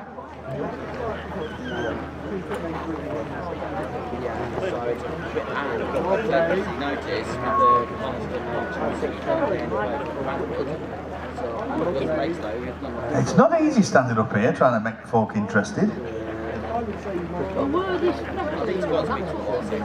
Oh yeah, that's a good word, madam. Fettling. I'm sure there's parts of the country where it doesn't mean fixing a boat, but there you go.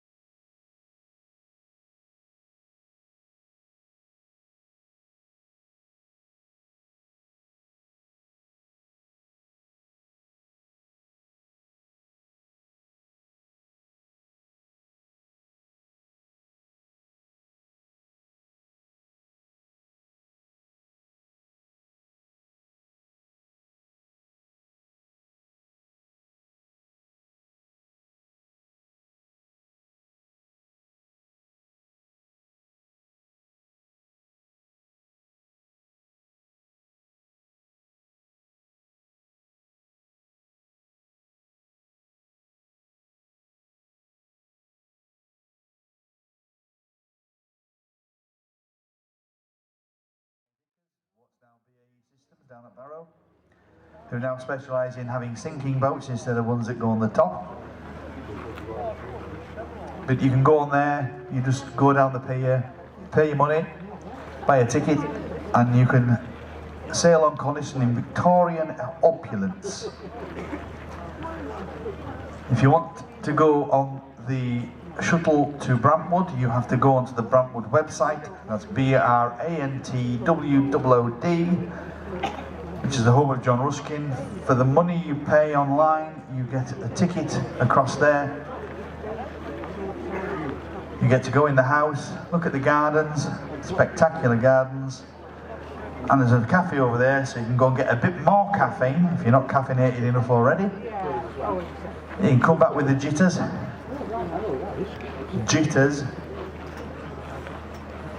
And then, but you can sit over there and watch the world go by, look up at Coniston Old Man and think, I'll climb that one day.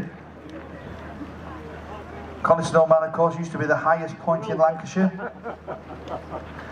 Some people say it still is. Is that for insomnia? Pardon? Is that okay for insomnia? Is K7 firing up at 3:30 to 4? The idea is they will wheel her out, put her on the lake, and then fire her up, and hopefully. Is it worth booking into my hotel or waiting? Is it worth booking into your hotel? It depends. A, on where the hotel is, and B, what you want to do when you get there, madam. The Black Bull? I thought you said Blackpool for a minute. I was going to say that's a fair. Oh, right. Oh, you're in Windermere. Yes. Not quite such a high quality lake as Coniston.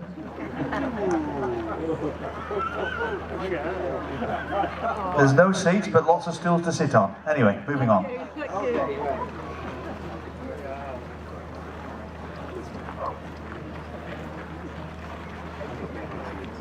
So as soon as the gondola in, we're going to do a quick turnaround, 10 minutes, and then we'll head out for our last sail. So what time are you on last sail? It's going to turn the corner, 10 to. Yeah, we'll say 10 to 3, and then we'll get one last one in, and then we'll go home, get out of the way for firing up. So if anybody does want to go on the gondola, their last sailing is going to be at about 10 to 3. So 1450 hours. So if you do want to go on the gondola, pop down the jetty,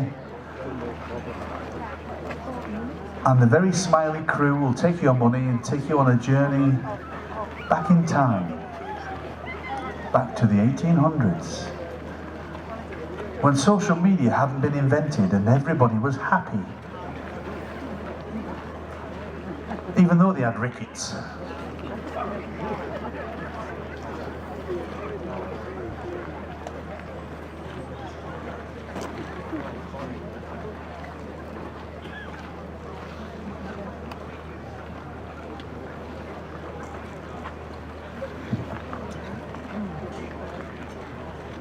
Thank you.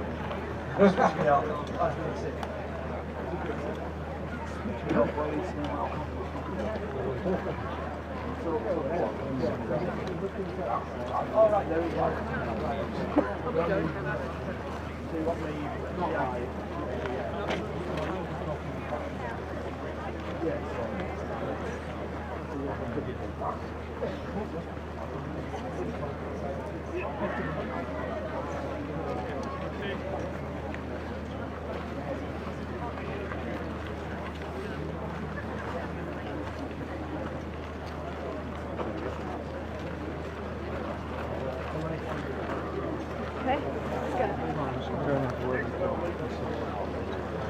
Just going to throw that in there.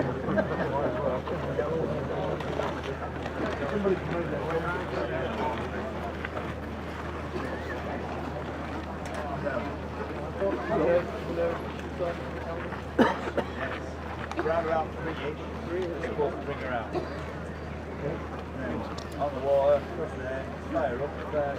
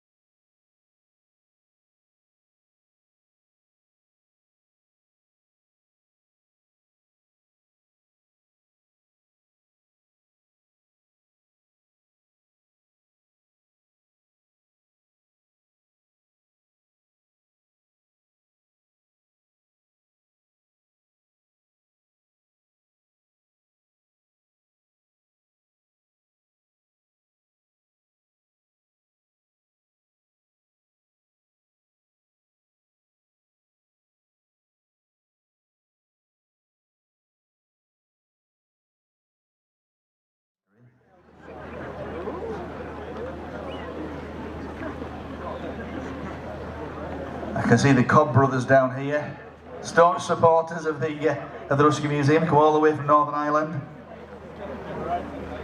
I'm fine, how are you? Good. No surrender? I didn't know we'd declared war on Northern Ireland.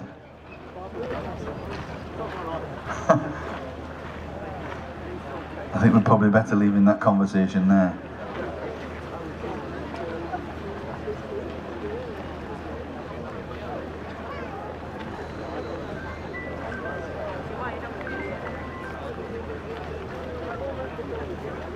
So could just do with this wind dropping a little bit. I don't think it's a wind stop play type of scenario, but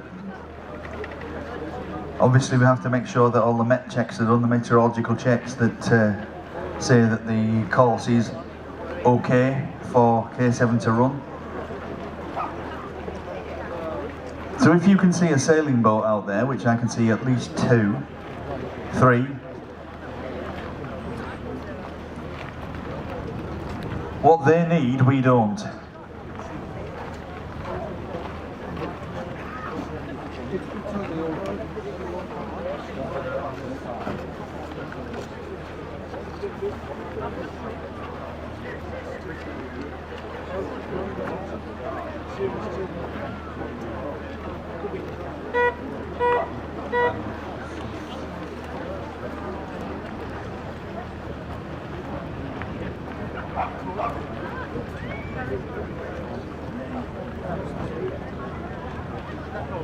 Ladies and gentlemen, if anybody is of a historical bent, and I suspect quite a few of you are, Neil Shepherd, the guru on Donald Campbell, and well, all things Campbell really, he's got a photograph of what the Bluebird Cafe looked like in 1947, and I don't remember 1947, but I remember what it used to look like before this fantastic building was here. And there's photographs of Sir Malcolm Campbell with Bluebird K4 when she was in a jet propulsion phase, you might call it, with the Havilland Goblin, yeah, it was John Cobb who had the Ghost. And this was a centrifugal type jet engine, and the point about that was it took up a much bigger diameter, and so it was a much taller boat, and so the thrust line was completely different. But it was nicknamed the Coniston Slipper because it looked a bit like a shoe. But if anybody wants to have a look at what the photographs of what the slipway and the K4 looked like at that point, and you also get a photograph of a picture of the cafe, then if you want to pop up to the gazebo and or the Wendy House, and Neil will let you have a look. Let you have a look at his etchings. But try not to stampede, eh?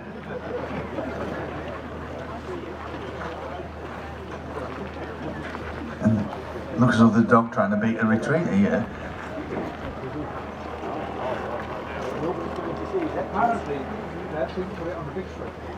Oh, apparently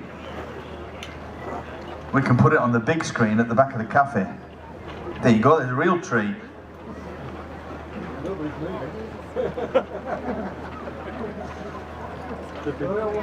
Free beer in front of the big screen. But you'll go then.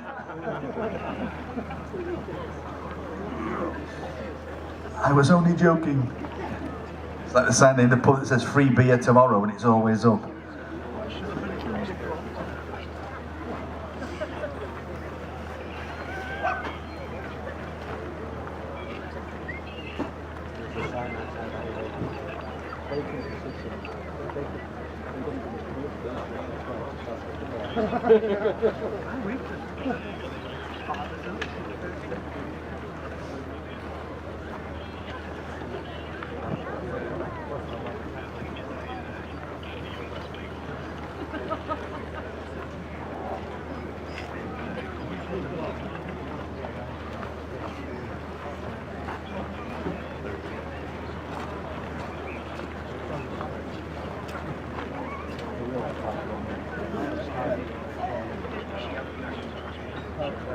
Good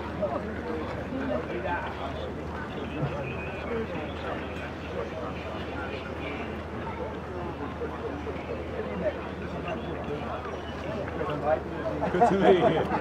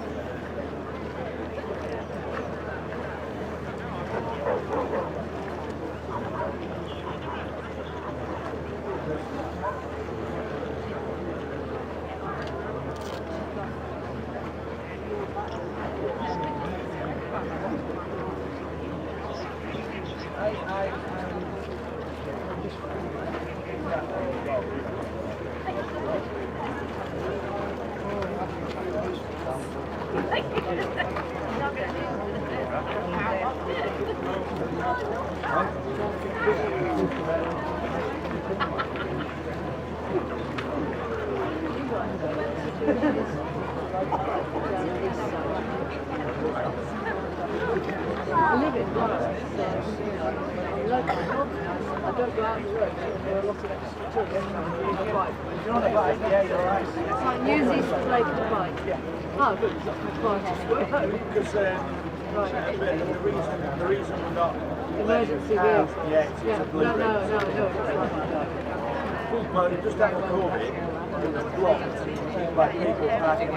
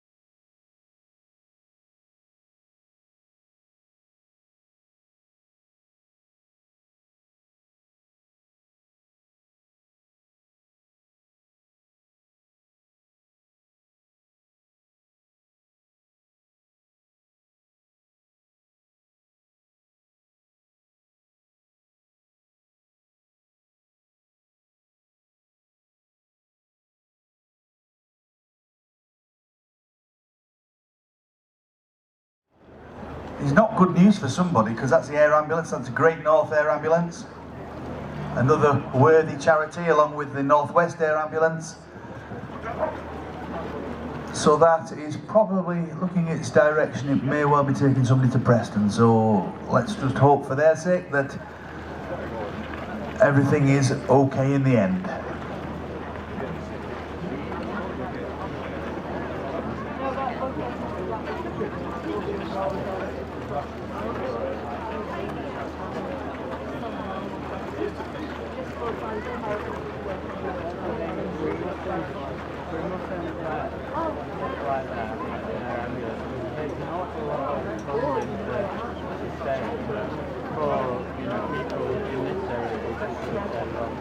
The reason I suspect they're taking them to Preston is that's the nearest major trauma centre.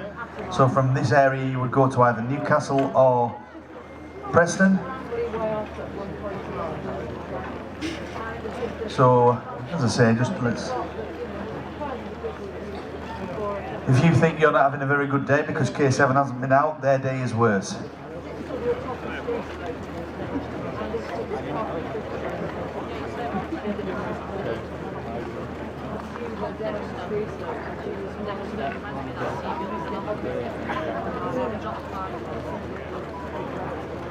So not that we're timing and everything, but it's just gone 10 past.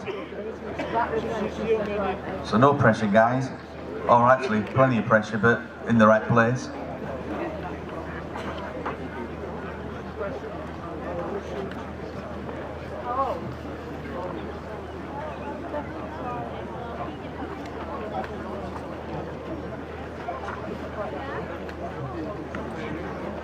Of course, we're ably supported by the police Northwest Underwater Search Unit.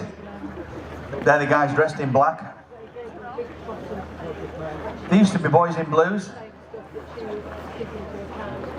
but now they tend to wear black, and they're not just boys either.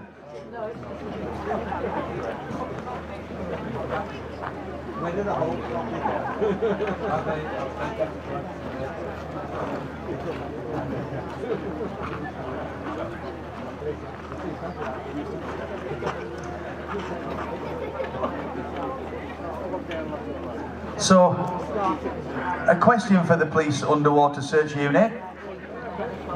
I don't know if they can hear.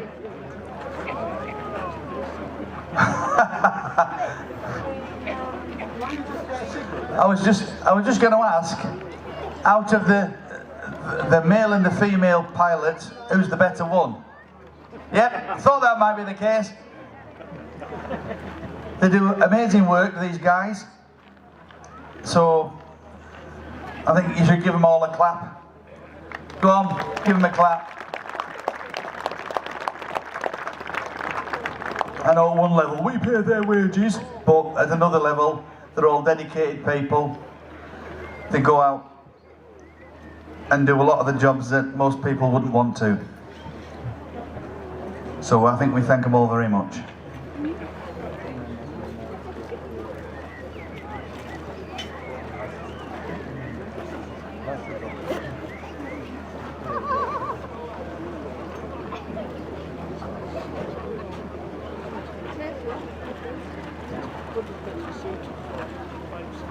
And I'm going to ambush somebody else now, because I've just seen him from up here, and he's not even looking at me. He's talking to our PR guy, Matt Braden. And I'm going to get Steve Ratcliffe from the Lake District National Park. He's got the longest title in the world. Do you know, on a Teams meeting, he's got such a long title, it takes up half the page. Steve, can you A, give me your title? I mean, Steve is the guy who basically gave us the yay or nay to run the event, to put the exemption on the lake for us to go above 10 miles an hour, and for us to basically put the whole show on. So, A, I think you should all give him a round of applause for letting it happen.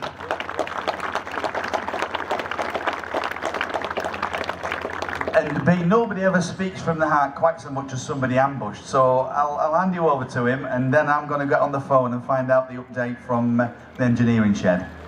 Steve. Brilliant, many thanks, Jeff.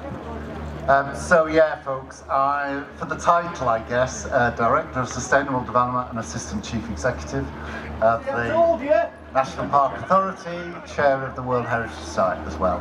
I don't know what I'm going to say, because I wasn't expecting it, but essentially, I, like you, have come along to see a true spectacle.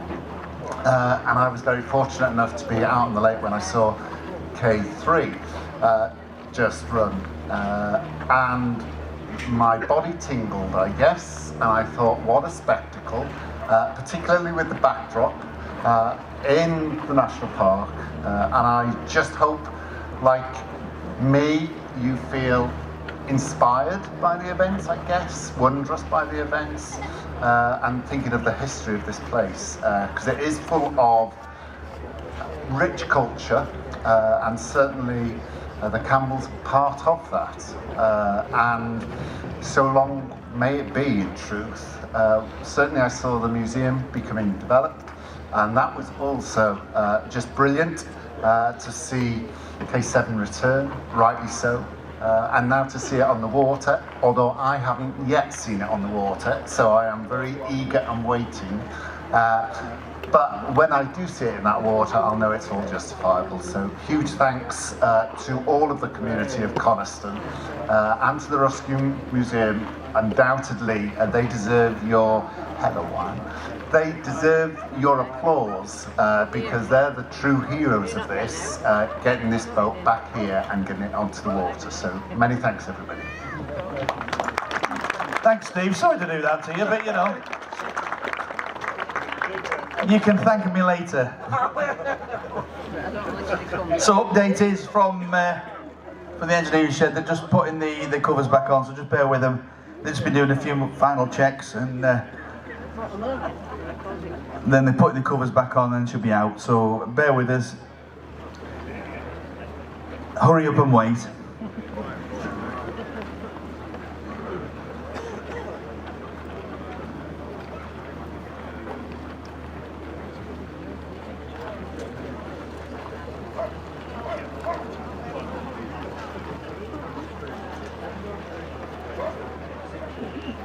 So they've got to put at least 60 screws back in. So I don't know whether there's anybody who's a DIYer, you know, an expert with flat pack or anything. But they have to not get them cross-threaded. Make sure they're all tight, because the last thing you want is a loose screw. Although it's been said I've got a few.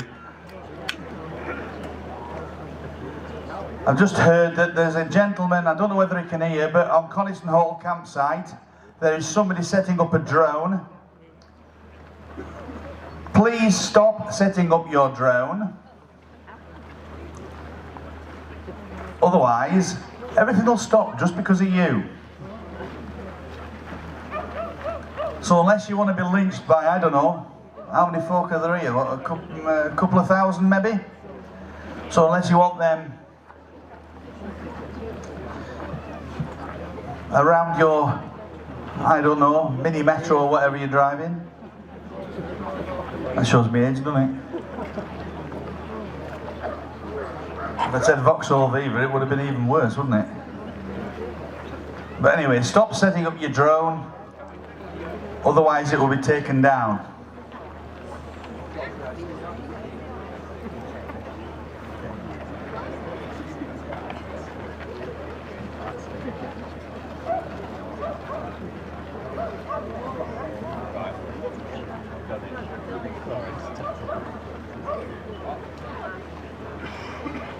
But just in case anybody attempted to put a drone up, then just a reminder, please, no drones. I'm just going to try and get in touch with the police who were going out before, see if they can just pop down and see if they can find the individual in question and just ask them to stop.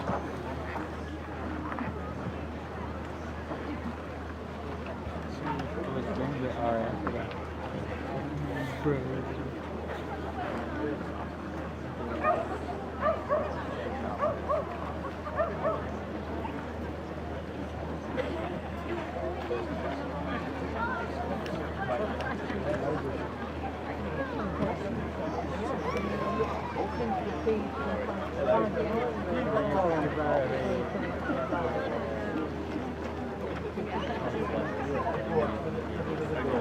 Strange man.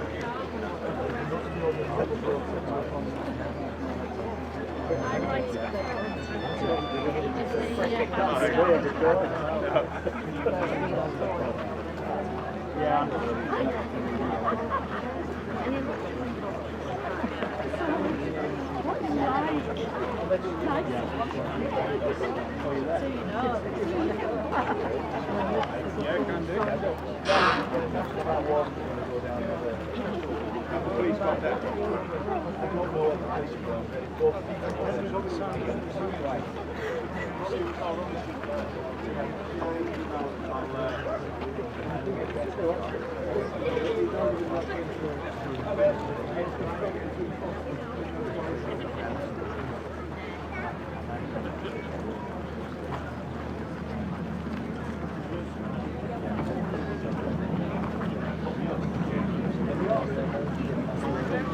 Right, okay.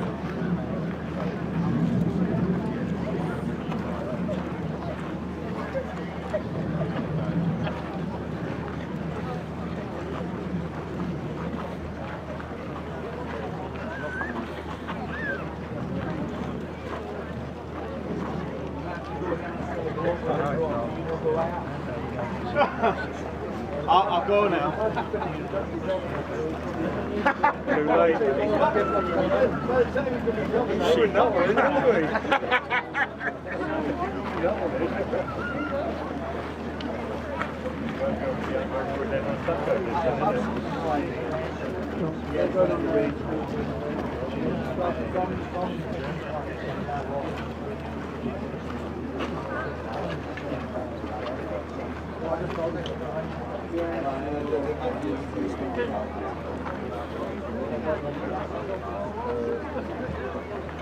Ronnie, you got space for Neil or not?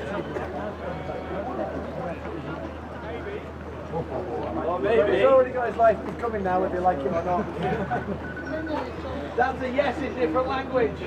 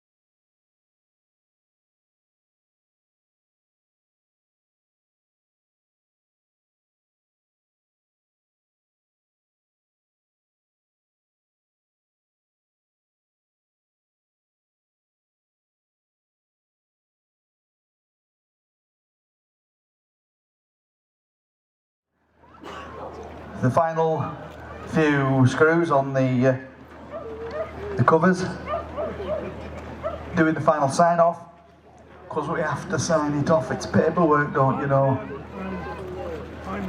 Imagine doing that in 1966 or 67. God. Like I said, I've said it so many times, folk are probably bored of me saying it, but the risk assessments in 1966 was watch that it's sharp, and these days you have to have like a 100-page manual on not cutting yourself on a Stanley knife. Carbon copies will be kept. So they're just doing that, and then they'll hook her up to the Defender. The new Defender, some people call it the Pretender. And then they'll bring her down. And those of you who've seen K7 launch before, she kind of launches a bit back to front. They kind of drag her down back to front, so her stern goes into the water first, but the steering is all at the stern end as well. So what they do is they bring her down with the Defender, they hold her back with the tractor and a strop. The Defender comes around and goes back up, and then she gets lowered into the water with the water safety team in the water, guiding her onto the lake, and then she floats free of the cradle. So those of you who've seen it done before may have noticed that we've got better at it through the week. Not necessarily faster, just better. But so it's a slightly unconventional launch method, but that's what you do with an unconventional boat.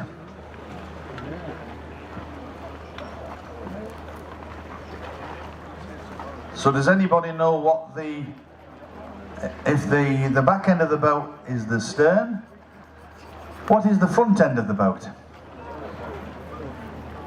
Bow. Thank you. Bow. I will. Thank you. Hey. Hook, line and sinker.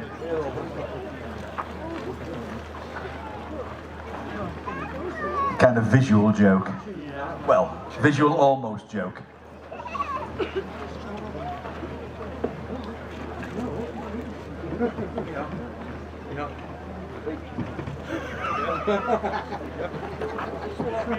Just hold on a second. Matt, hold that.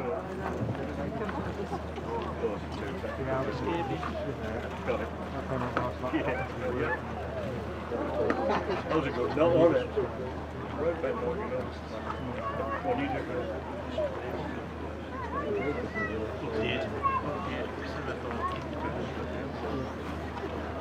It's been cancelled.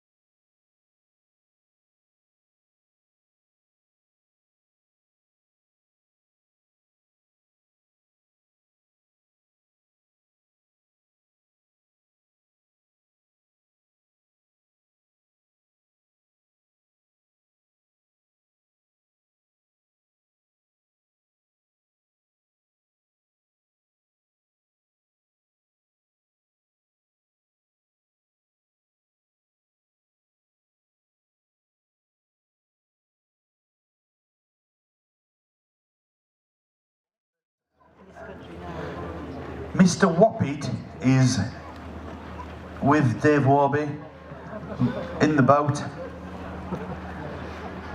So the little teddy bear's going for another picnic.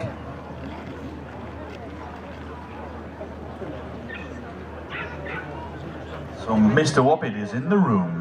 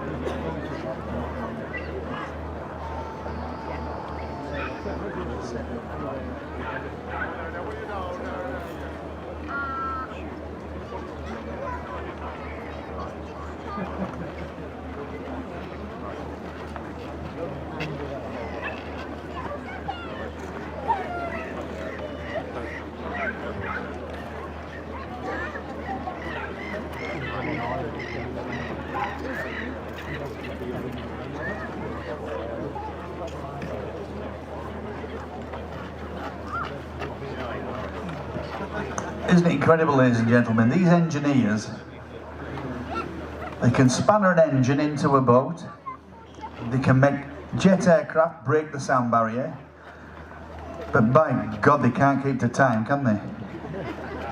We didn't say which time zone.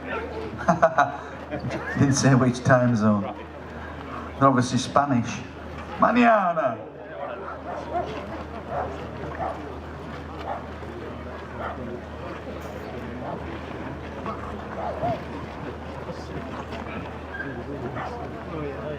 Here comes Darren from the launch, looking all purposeful. Oh. Talking to PJ. Peter John Hume, nephew of Donald Campbell and grandson of Sir Malcolm. Giving us a wave, give him a clap, everybody.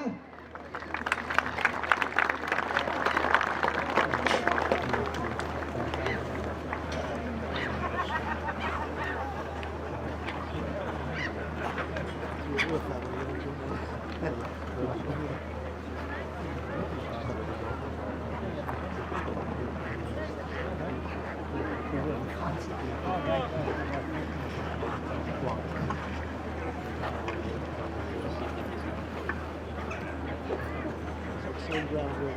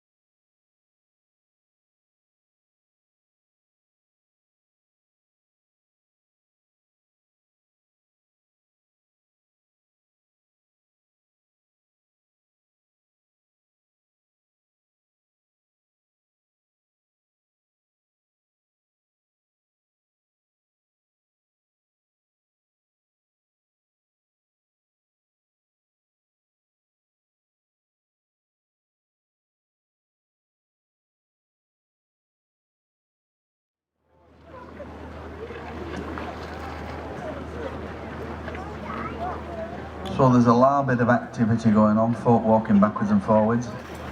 You'll have seen that the pedestrian walkways have been closed for the moment. So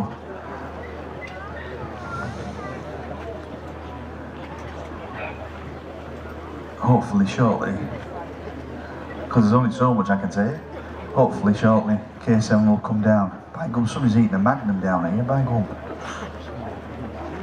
Other ice lollies are available.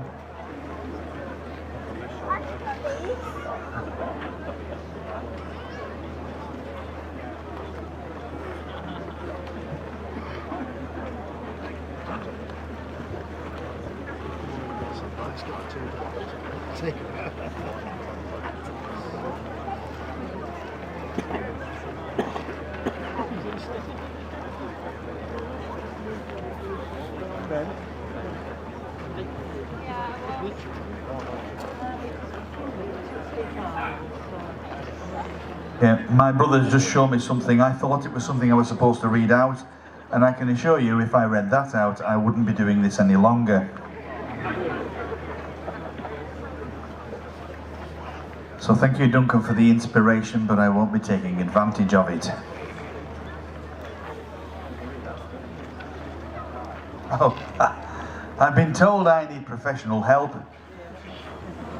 So I'm looking for a butler, a maid, a chauffeur and a house elf.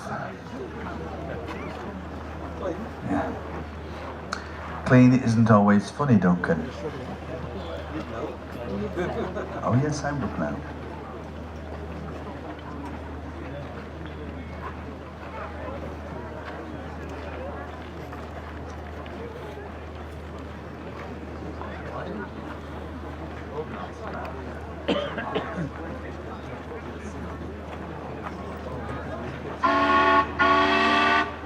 There's the gondola.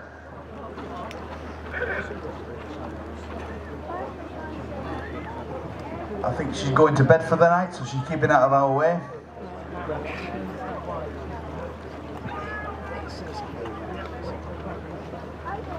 She's just saying good night.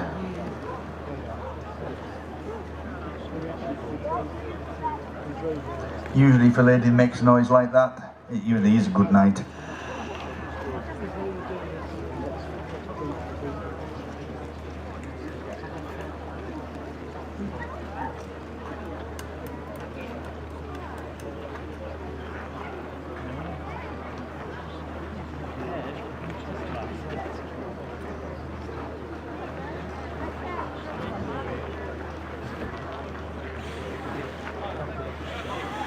I have to say I admire your patience, ladies and gentlemen, and children. You all deserve a good show and a pat on the back.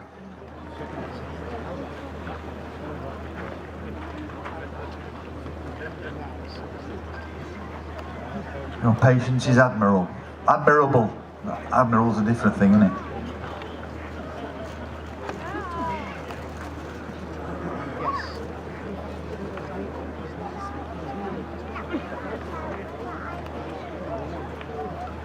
But the good thing is that the weather gods seem to be in our favour. Oh yeah, I know, I put the mockers on it, yeah. But seems to be calming down nicely.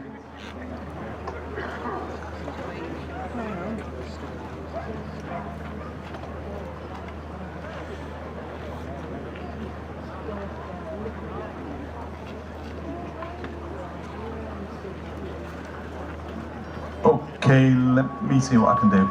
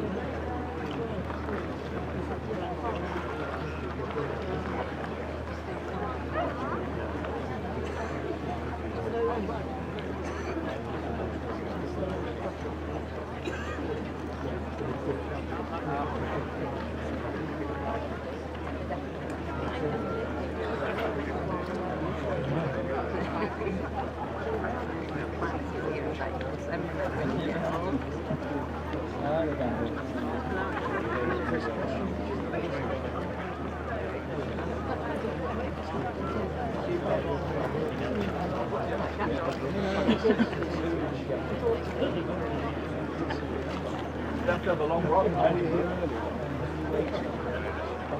Oh. Man, Johnny, put me. By name.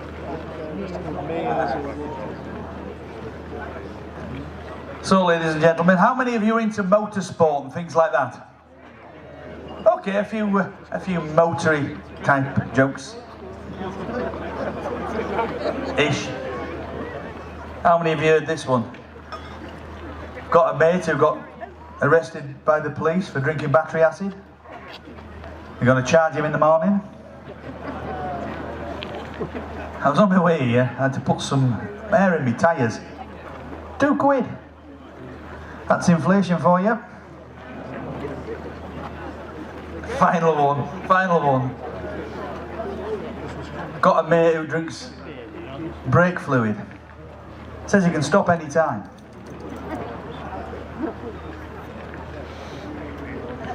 Look, do you want quantity or quality?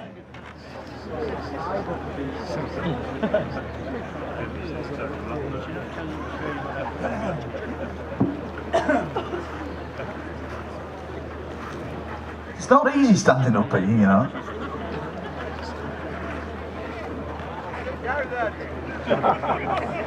Oh, we have another comedian.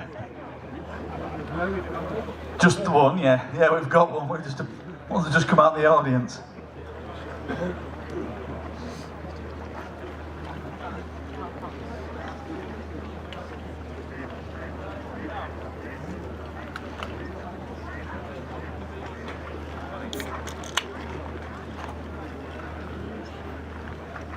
I've just been asked if I'm leaking diesel. I'm not leaking at all.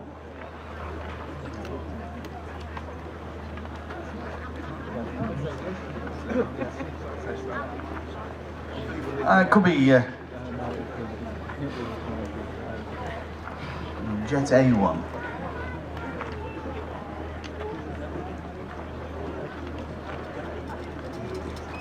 Oh.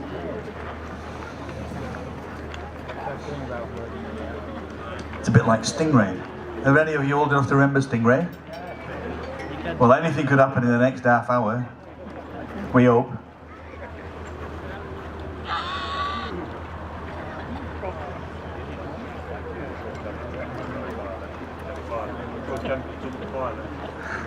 No, Troy Tempest is not the pilot.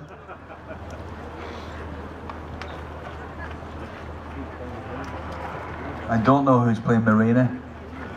Could be Sally. Are you playing Marina from Stingray today? There you go.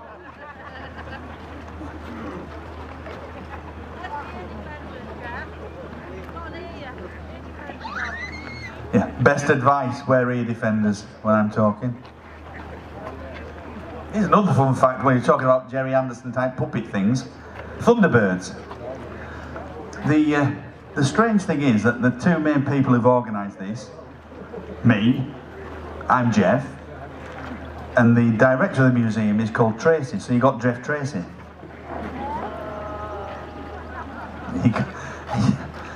We're here for a good time, not a long time.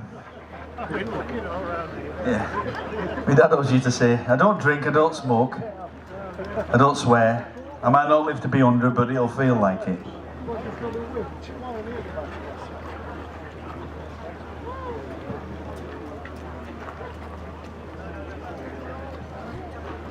I don't think we should put any pressure on the people up in the tent. But do you think we should start shouting, "We want Bluebird! We want Bluebird!"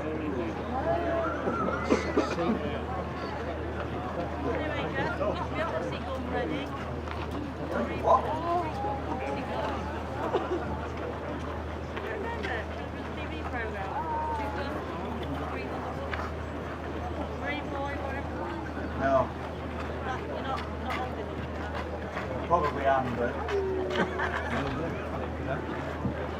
we only had 2 channels.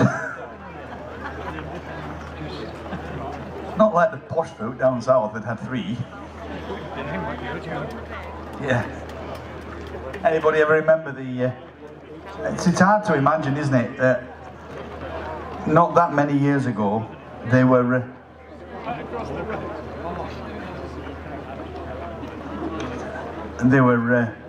putting the national anthem on and shutting down about 12:30 at night.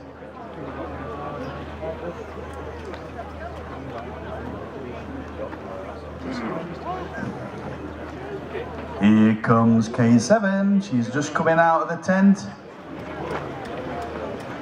See, patience is a virtue.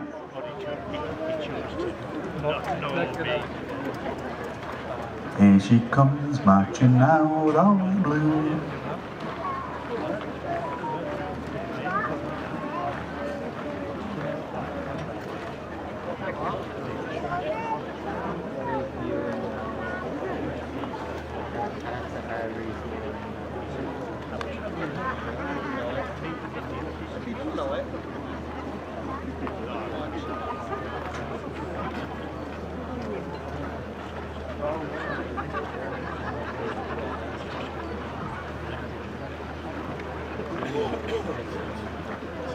Nearly caught you with a yawn then, Steve.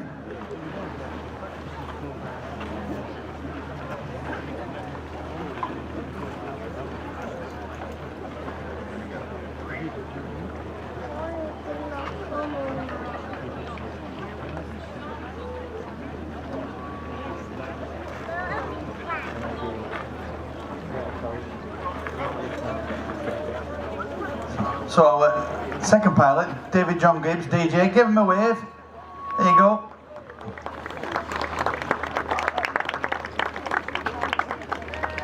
He's going out onto the pontoon to see how they start K7.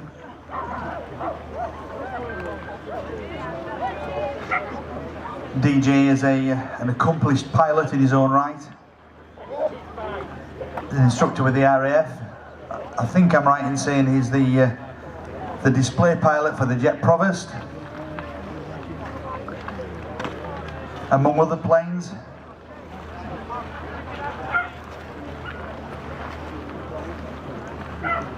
Just as we got Dave Coxon here, there's not much he can't drive, there's not much DJ can't fly.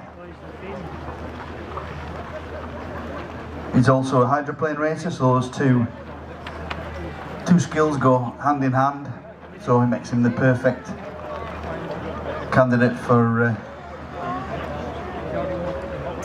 our second pilot.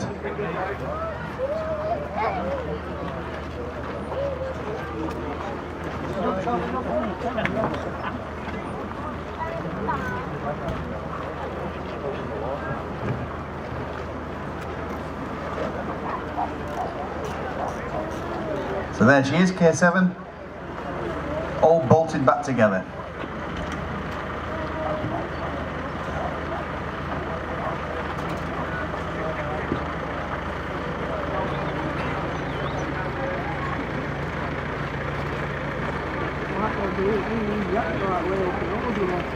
Alec in the tractor with his grandson Harrison.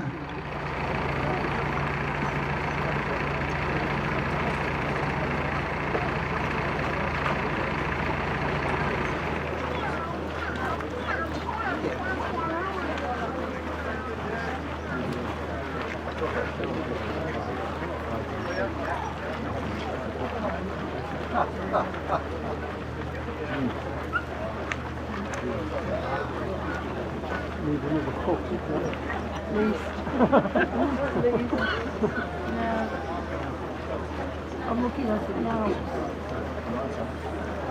I'm looking at it now. Yeah. He's just brought it down on a tree, however, we're putting it in the water. But it's just a right down the track. Everybody's holding camera. It's dark blue. And I think, like this you need that right way up towards. I'll get a bit nearer and have a look. But I'm looking at it now as I'm speaking to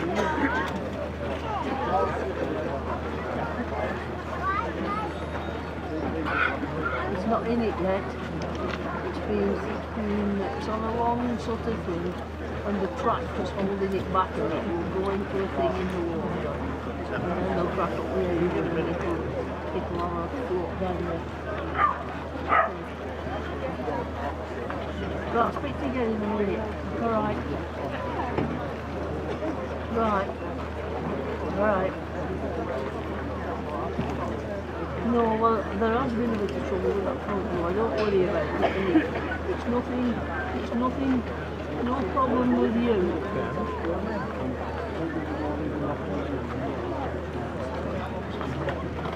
You can't do this. I'll come and sort it out for you when I get back. Don't worry about it. Yeah. I'll speak to you in a bit.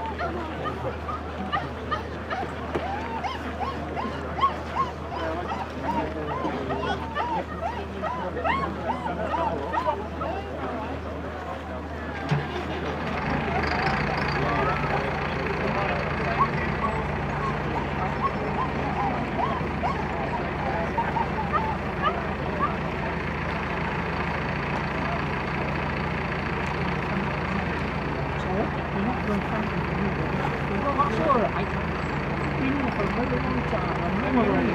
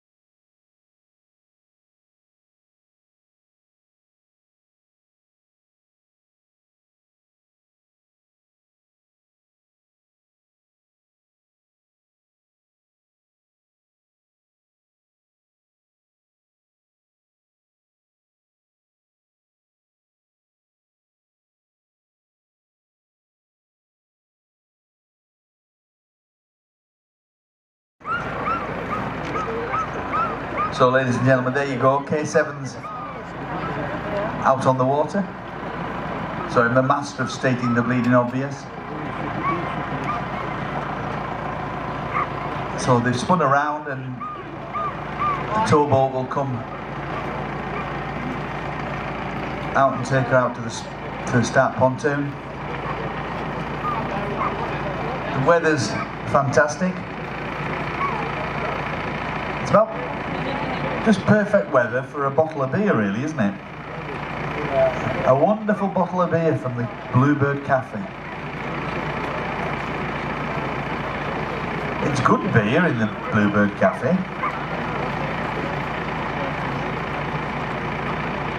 Testing, testing, beer, beer.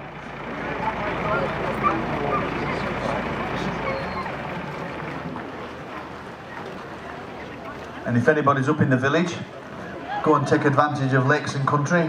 Full chat, brewed by our friends at Ulverston Brewery. We thought, give it a bit of a motorsport flavour, full chat. Most of you know what that means, I think. It's not just me harping on.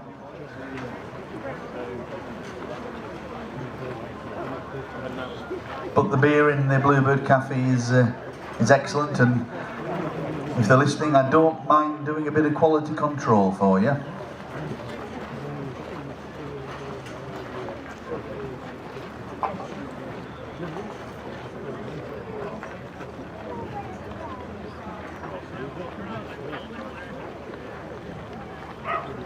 So here comes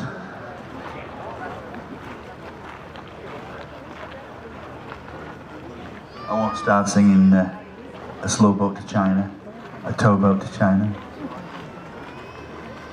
So we're going to hook her up to the bridle on the front of K7.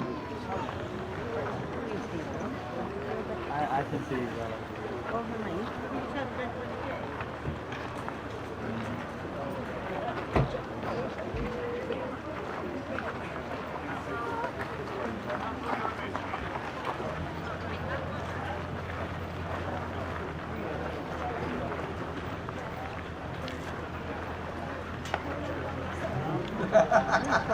I've got my beer.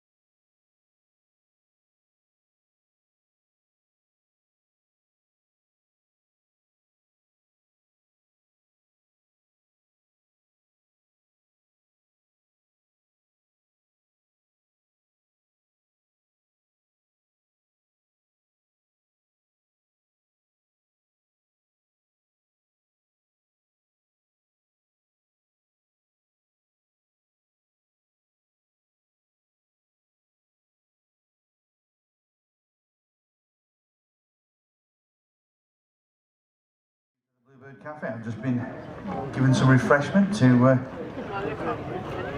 lubricate my vocal cords. The power of advertising.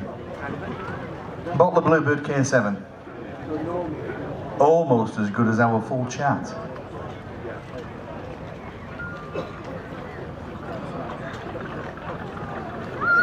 Apparently I've been live in London.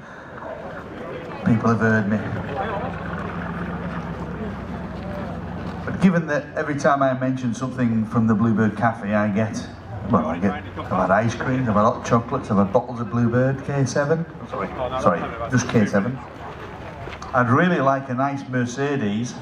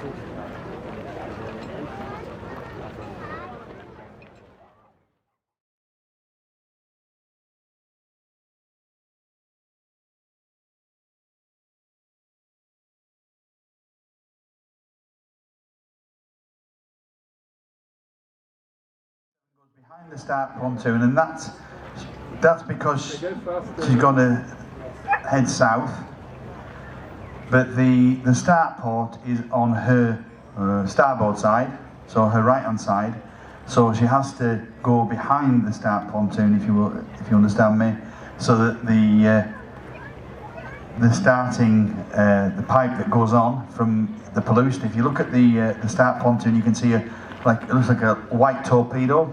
That is a turbine in its own right. That is what produces the compressed air to spin the Orpheus engine. So you'll hear it wind up, and then the engine should light.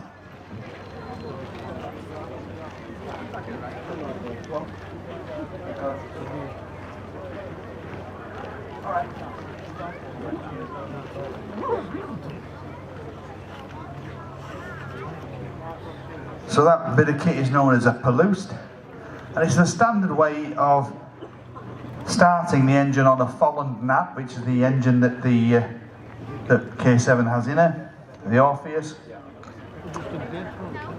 The Folland Nat was the chosen aircraft of the Red Arrows immediately before the Hawk that they use today, which has an Adore engine in it. So everybody's just getting in position, and once everybody's where they're supposed to be, you'll hear the Palouse spool up. That means it's starting.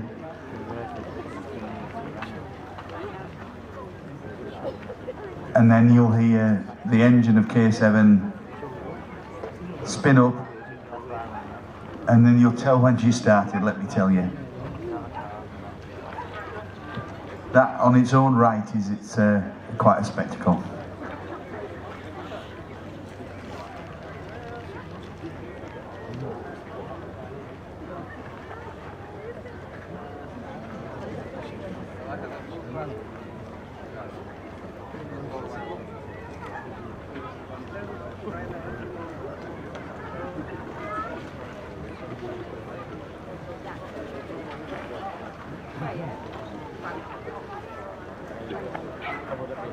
Thank you.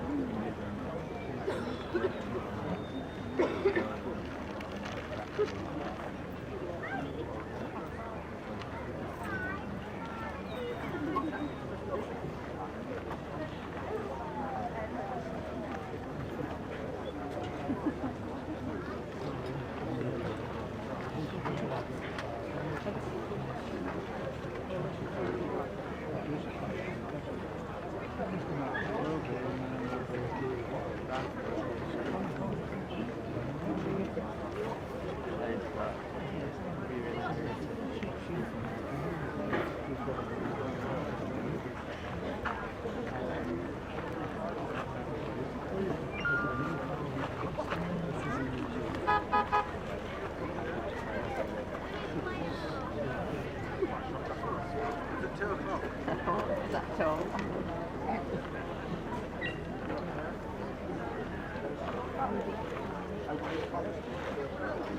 Still doing the shoelace? She's not there to do it. No one in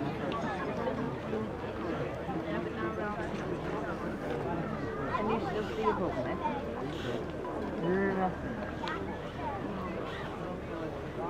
No.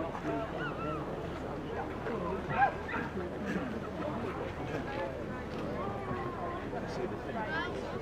See it's a yellow, orange line. Next one's a yellow.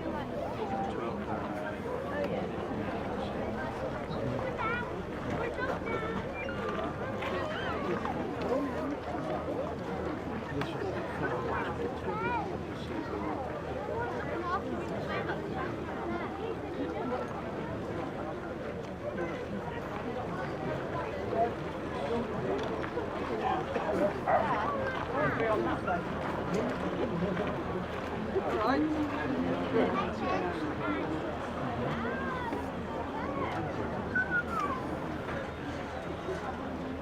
Figured you're right.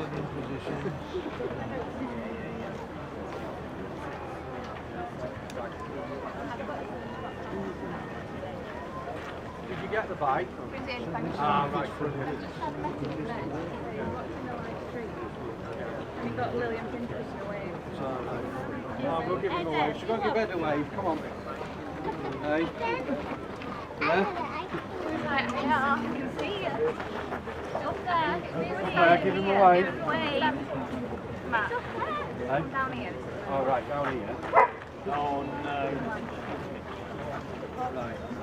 So they're just doing all the radio checks down the course so that all the Camera there on the top. the different marshal boats have comms. Give a wave.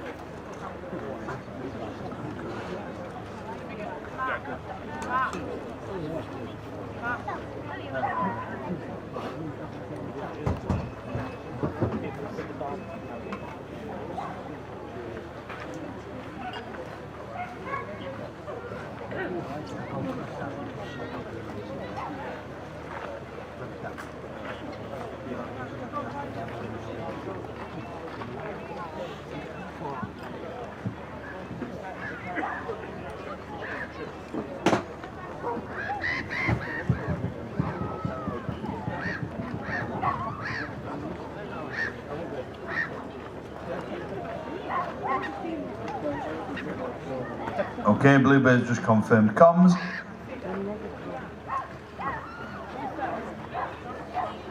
That's communications, by the way.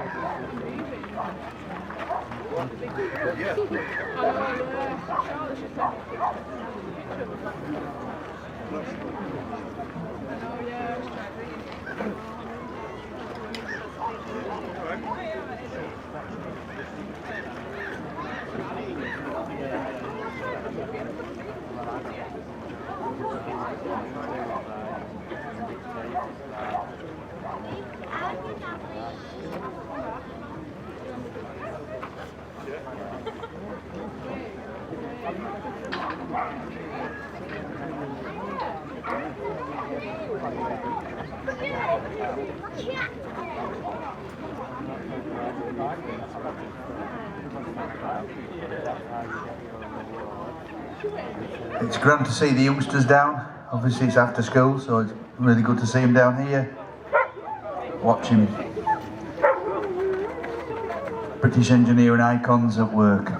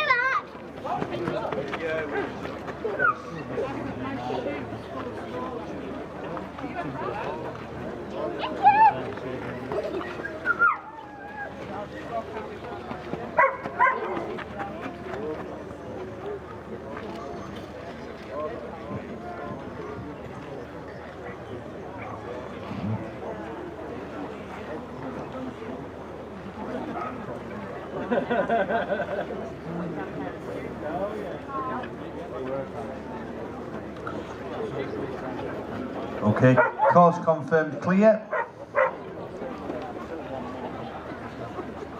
Stand by for start.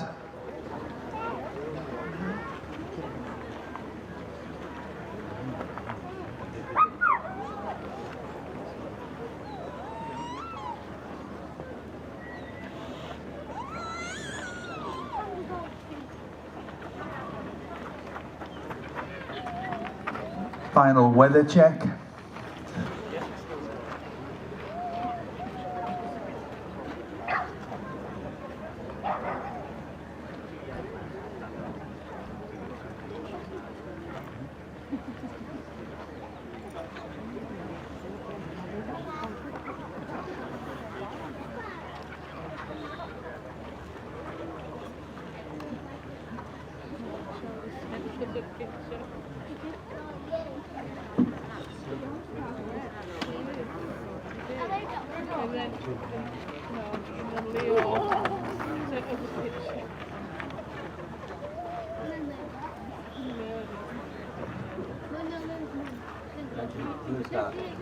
Palouse about to start.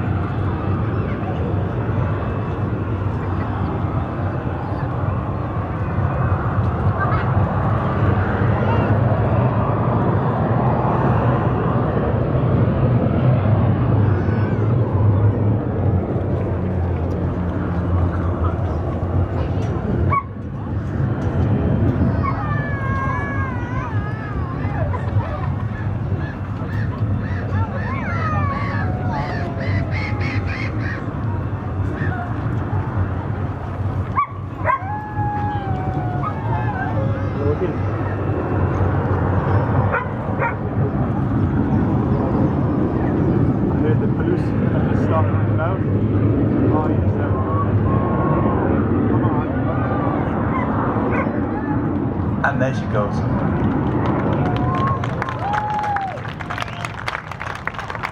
what we said is that they're going to do some what we call training planing or bunny hops, where she accelerates up onto the plane and then drops back down, up again and down.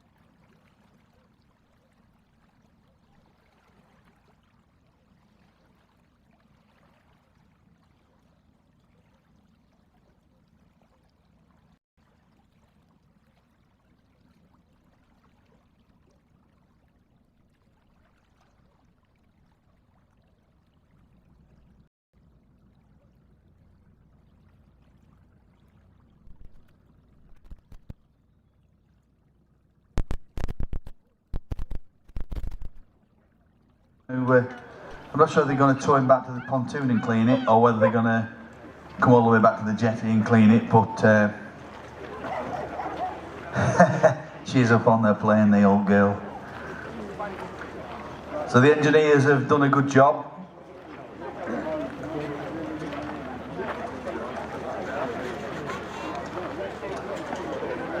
Hopefully, I don't know if we'll get another run in this evening, possible, but either way, hopefully tomorrow we'll get up and get her going. So if any of you are coming back tomorrow, then things are set fair. You might see the spectacle of K7 and K3, not at the same time. No, they can't have a race. I think I know what the winner will be. But there you go. She flies.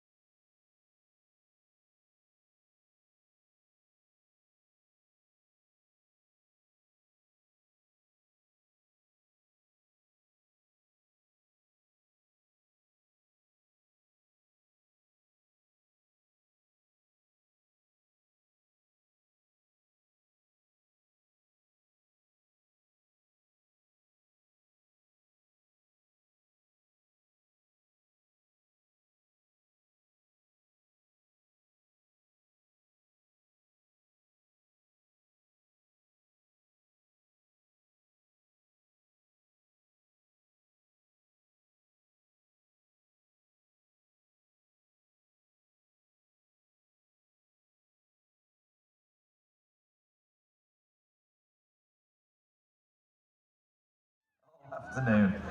Don't hold me to this, but the plan at the moment, I understand, is to bring K7 back into the slipway.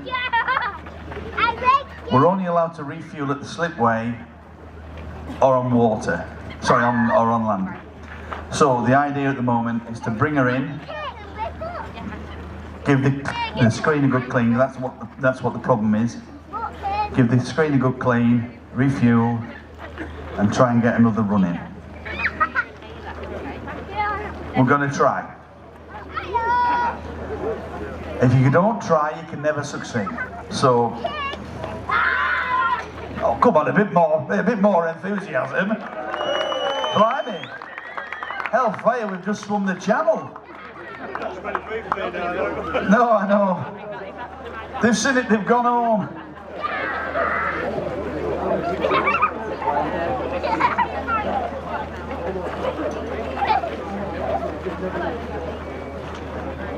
They say don't make promises you can't keep. I'm not promising, but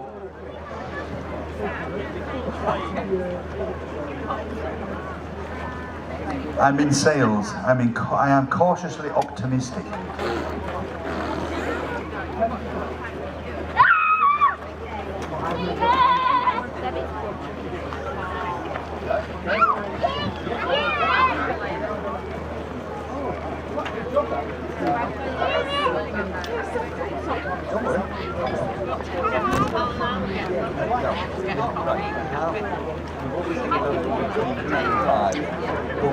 And then because Ronnie, this cafe here, takes a little bit longer to get as Jeff said, he went very important to fuel.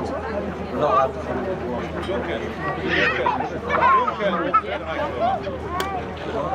I was listening.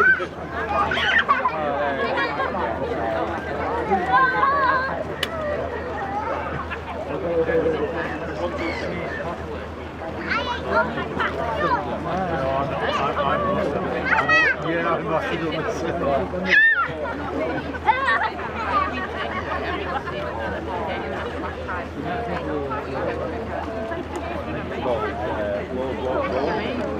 Where is it?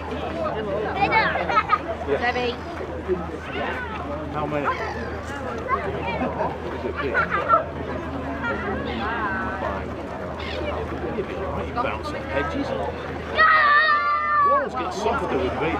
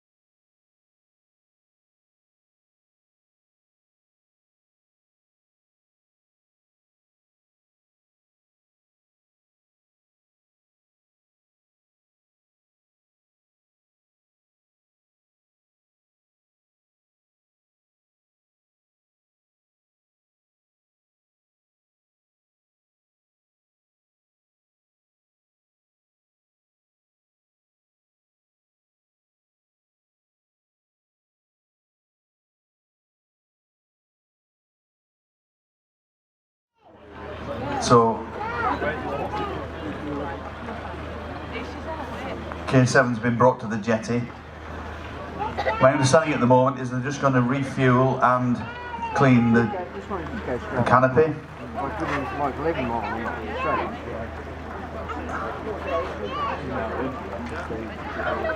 And then we're hopefully going to go for another run. Just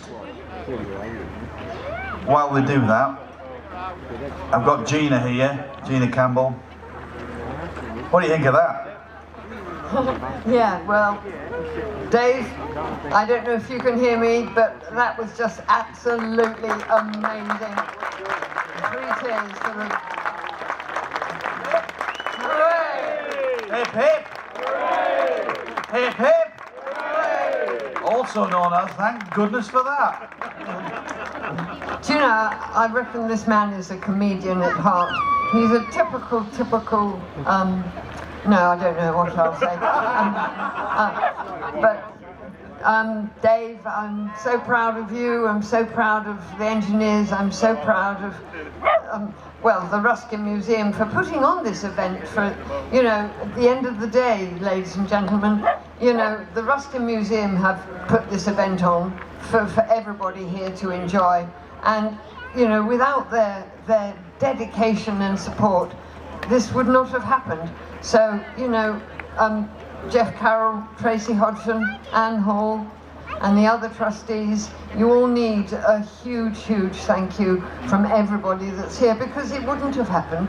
We all know it wouldn't have happened without you. And my father, I know, will be looking down and saying, well done, Dave. Well done, Bluebird. Well done, Coniston. And thank you, everybody, really, most sincerely, for everybody that's participated. I don't think I've ever seen this village, well, we have never seen this village so busy, have we?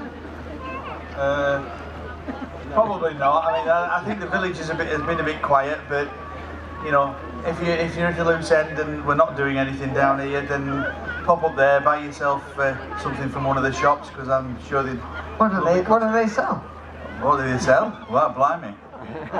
Everything. Yeah, they sell commemorative beer.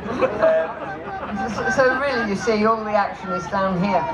And looking at Bluebird sitting there, it just brings back the most fantastic memories for me. And I'm just so, so grateful to you, Jeff, and to Tracy Hodgson for making it all possible. So, thank you.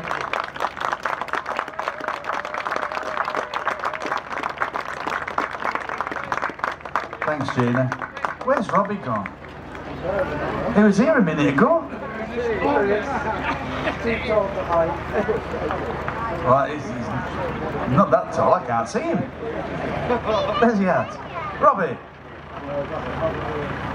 Oh, he's going. Oh, he's going down to congratulate Dave, I suspect.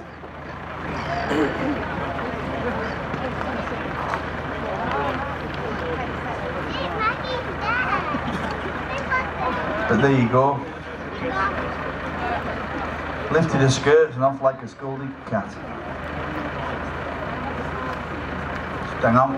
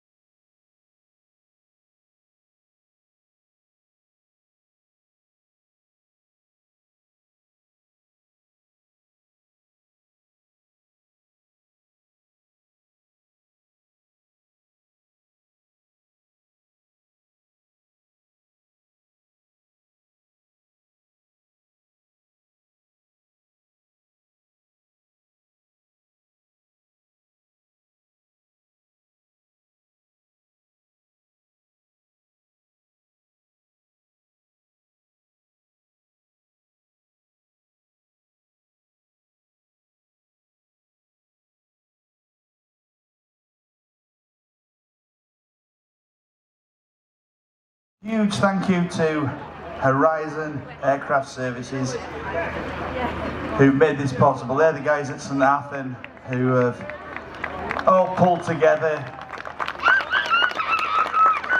and feverishly working away going, what the hell's up with this thing? Connor, Dave and Jill, thank you. Nige, Pete, the whole team. You know, we worked on the principle that these guys keep aircraft flying in the air, and so boats tend to sink slower. So if they can keep the planes up in the sky, then they can keep a boat on the water. And they've just followed their instincts with what was just holding her back.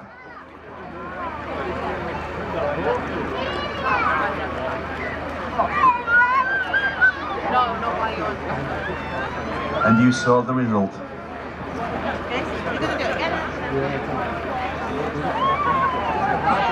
Oh right, yeah, Robbie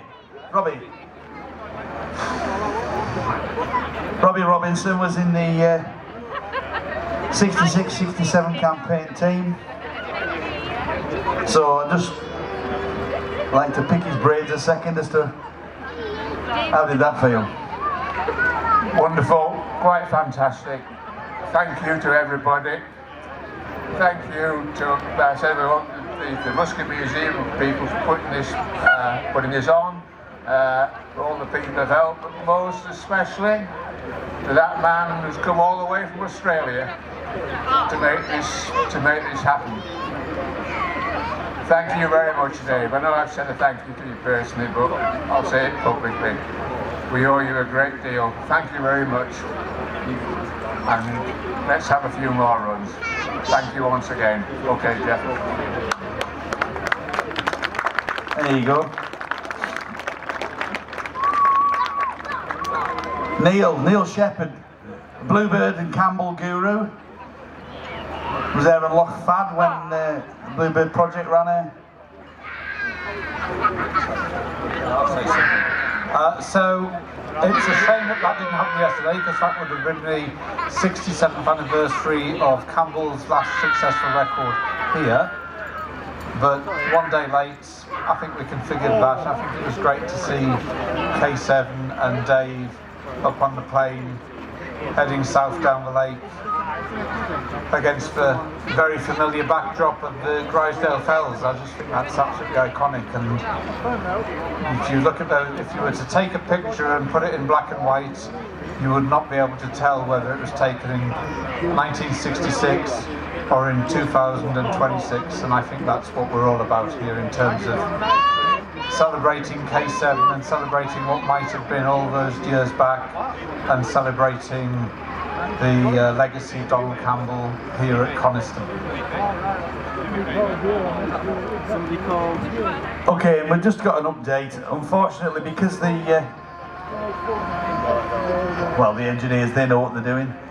They just want to do some checks, so they're not going to be able to run again this evening, but tomorrow they're confident they're going to be able to get up, crack of dawn, get the boat ready to rock and roll, and we're confident that we'll be able to get multiple runs in tomorrow. So unfortunately that's going to be it for today, but like I say, tomorrow is another day. Tomorrow we hope to get multiple runs in. With a bit of luck you'll see both boats, and then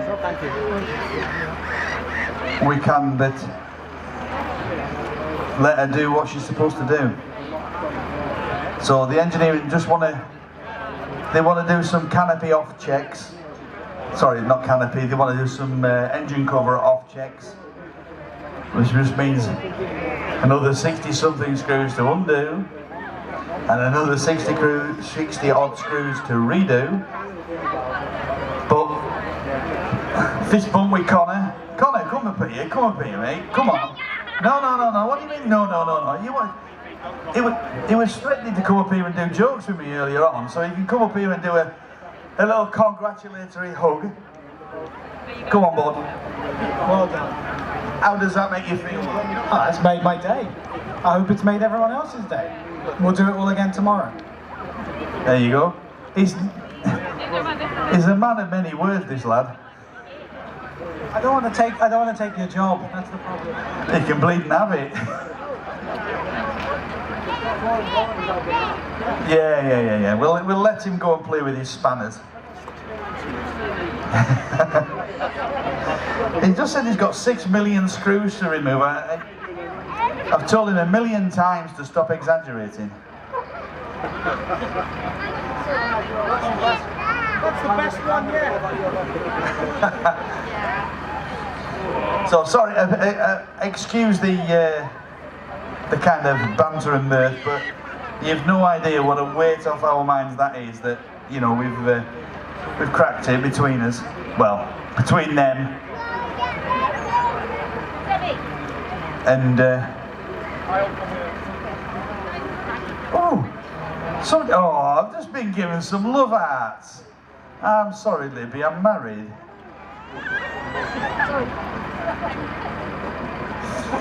Never mind. Yeah, thank you. Somebody loves me, aye. Not Connor. You said you'd give me a ring later.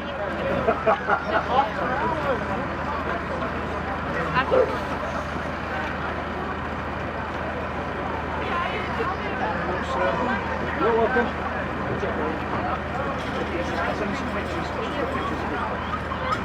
Thank you. So as we pull K7 off the lake and pop her to bed, so I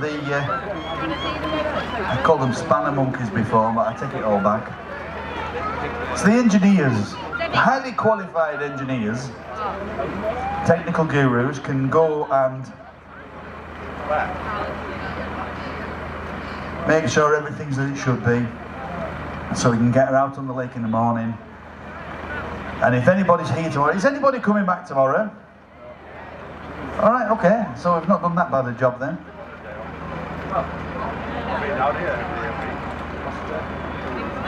Then,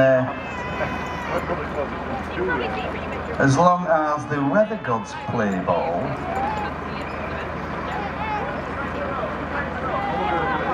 you'll see her up and out and foxtrotting Oscar down the lake at a rate of knots.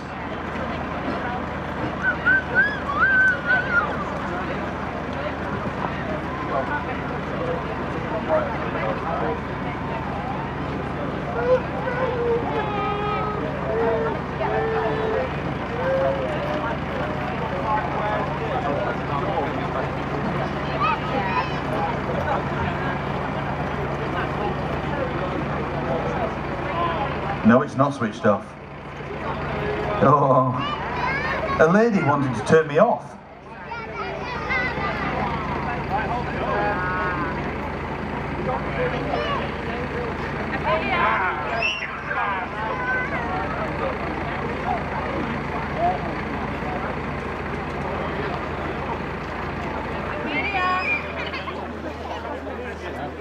Fifi!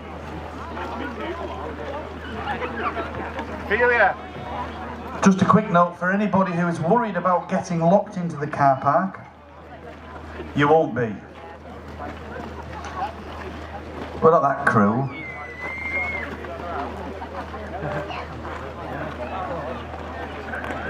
But yeah, you won't get locked in the car park, don't worry about that.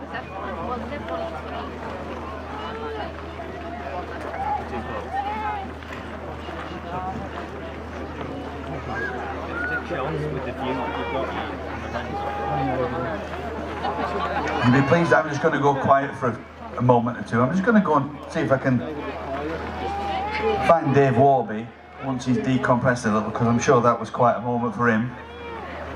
Go and see if I can find Dave, our pilot, and see if I can get him up here for a word or two. Or 8. Just go and see if he's around, so bear with me.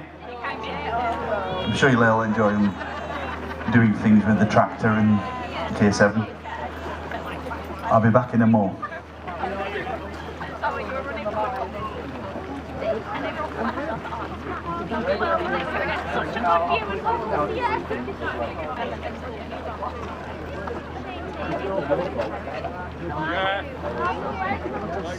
Whatever I'll say.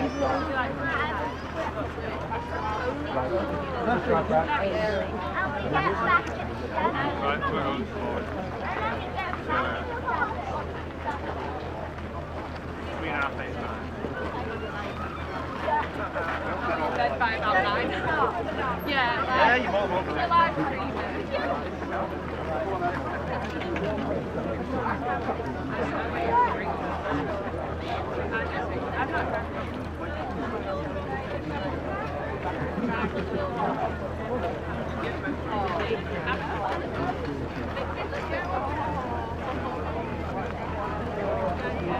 Yeah, I thought this was fine. That's still in the night time.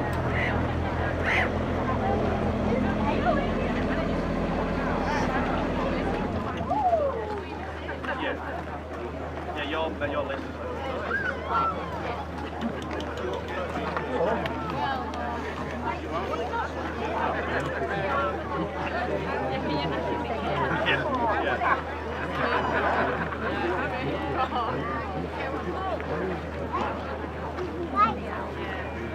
Where you going? Have a nice time. Have the best time. So he's like, yeah.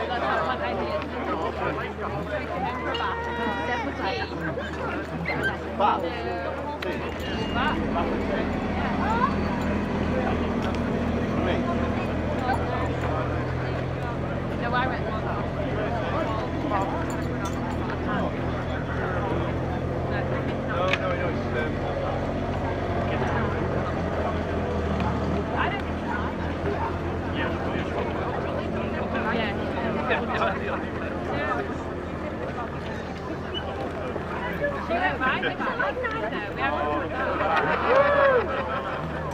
We are keeping this on. We need to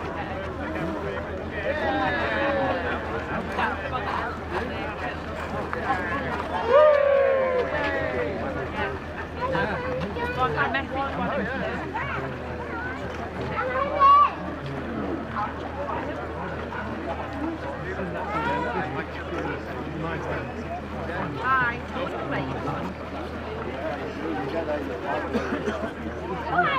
Get back there. I do it. Not if you're gonna run off.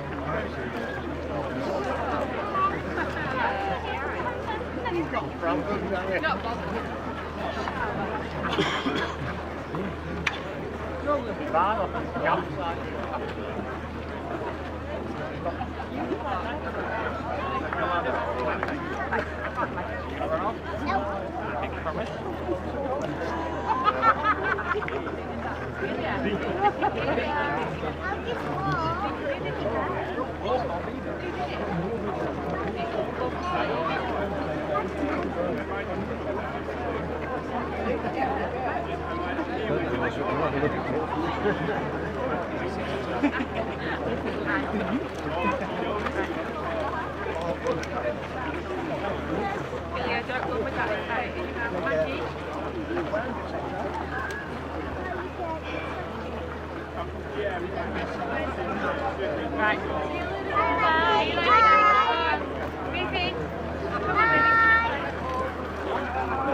Debbie, everyone got to be. We didn't be everyone.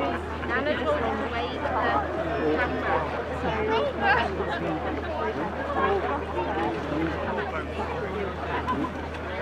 Don't leave the dog. That's what I've done. Yeah. Just like baby, kind of like, yeah. No, actually don't yet. Thank you.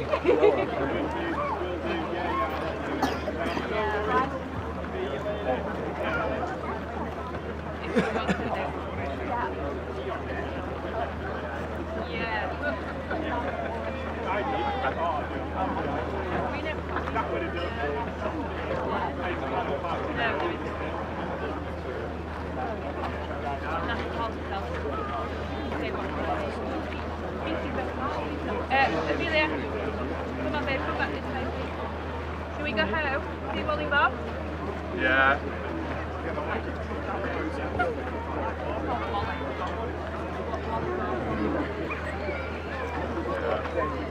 We're on holiday on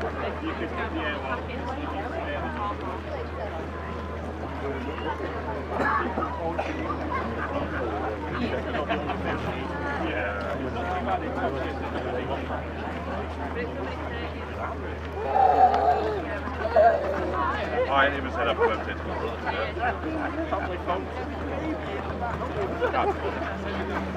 That'll be alright. No, Maggie's sorry. Right, Phoebe, come. Phoebe! Come on then, Phoebe, let's have a walk up. Come on, Amelia, let's go home, babe. We need to go and get started. Do you want me to push it up for you? Are you going to hold on his hand?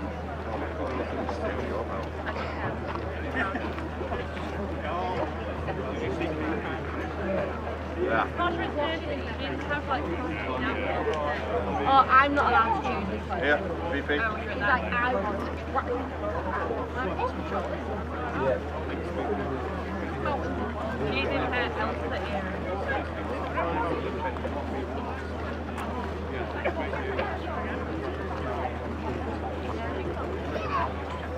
I was just taking everything out. And then I went upstairs and it's just all over the house. I was like,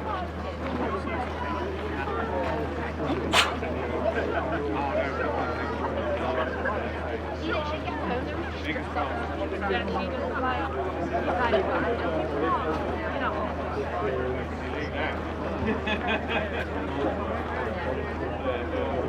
No, my like take the uniform off. I'm not washing it and I again. So you'd wear them. And then you just go.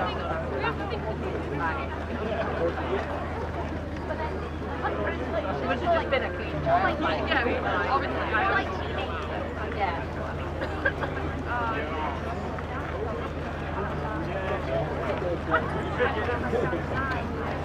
No, I wouldn't be left out then. Oh, I'd get out. Shower? What's that? Shower? I know, we have to like ask him. Shower? No, but it's not really sad how parents can lose like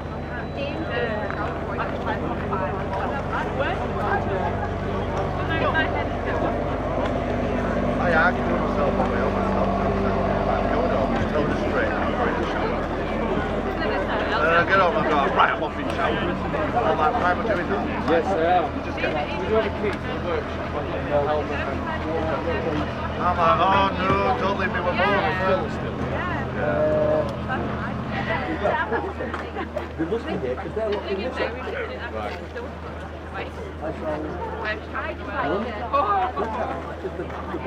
Yeah, I don't mind washing on the side. Why do I look so much bigger than everyone else? Yeah, you will do. You've got to be patient. You've got to eat all your ice cream first.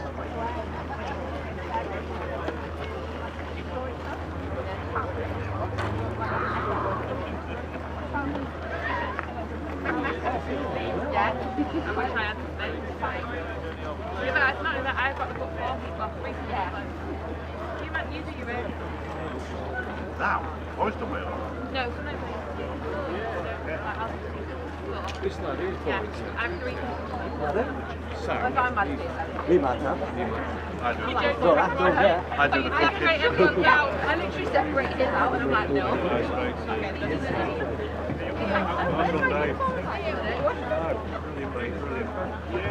So, ladies and gentlemen, I do all the man of the moment, all the outside. Dave Warby. Go on, give him a cheer.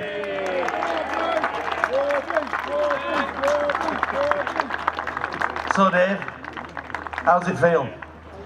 Well, I've got to say the team have put in all right, I don't get that offer very often.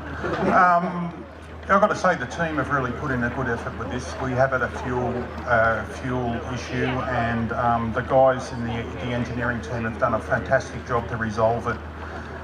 Honestly, driving the boat is the easy part of this. If you look at the safety water team, the engineering side, and the community, that's what it's really about here. And it's a tremendous honour to do it, and to have Gina here, her husband Brian, and Robbie. It just makes it all worthwhile. And that boat there inspired my father to break the unlimited world water speed record. I've known about it since I was a kid. I knew about it before any Australian cricket player or football player, and it's a tremendous inspiration. But I'm very grateful for the opportunity. I don't take it for granted. I know what I'm driving. I know the significance of it. You really, when I got up on the plane and finally went after a number of days getting it sorted, it was all worthwhile. And we had a little Robin come into the workshop today, so we know who that was. And yeah, I'm just grateful for people coming out and supporting this, because this is a tremendous piece of engineering and British excellence. In this day and age, people don't do things for God and country, and Donald Campbell did, my father did, so it's a tremendous honour. I'm very grateful. Thanks, Dave. Thank you.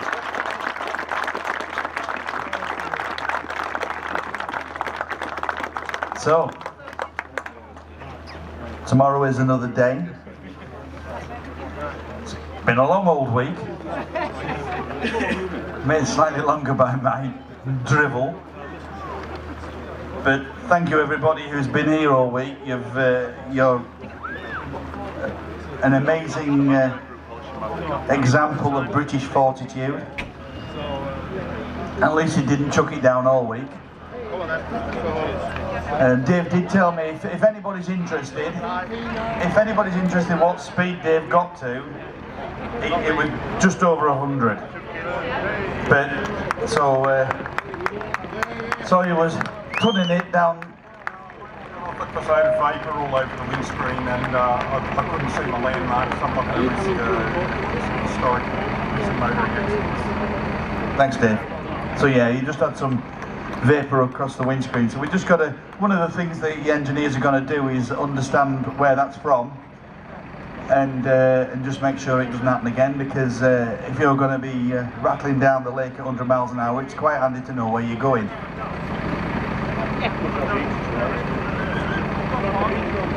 Yeah. So yeah, it's not like the average Audi driver going down the motorway in a thick fog at 90 miles an hour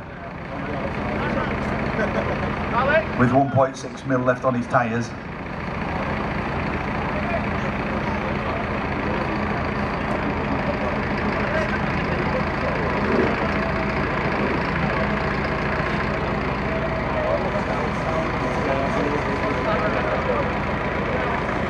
Just for folk who are curious, we count one run as north to south, south to north. That is one run, not just like disappearing off down. So yeah, so it's one run is north to south, south to north. So you double dip every time. But I have to say, I've seen some of the footage that people have got of K7 up on the plane, and by gum, she looks a sight.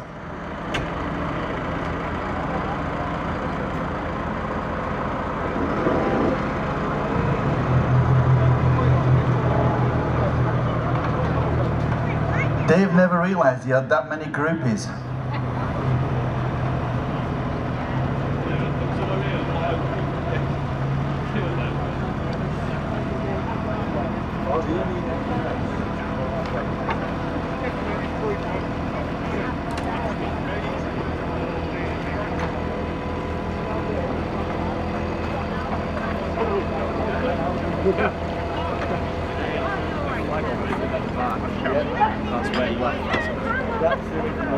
That was what was down there. That was on the board when he did it.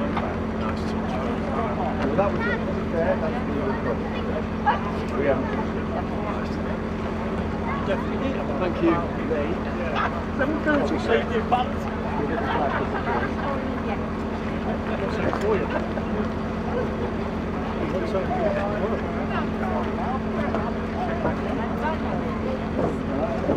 I recognise you when I see you.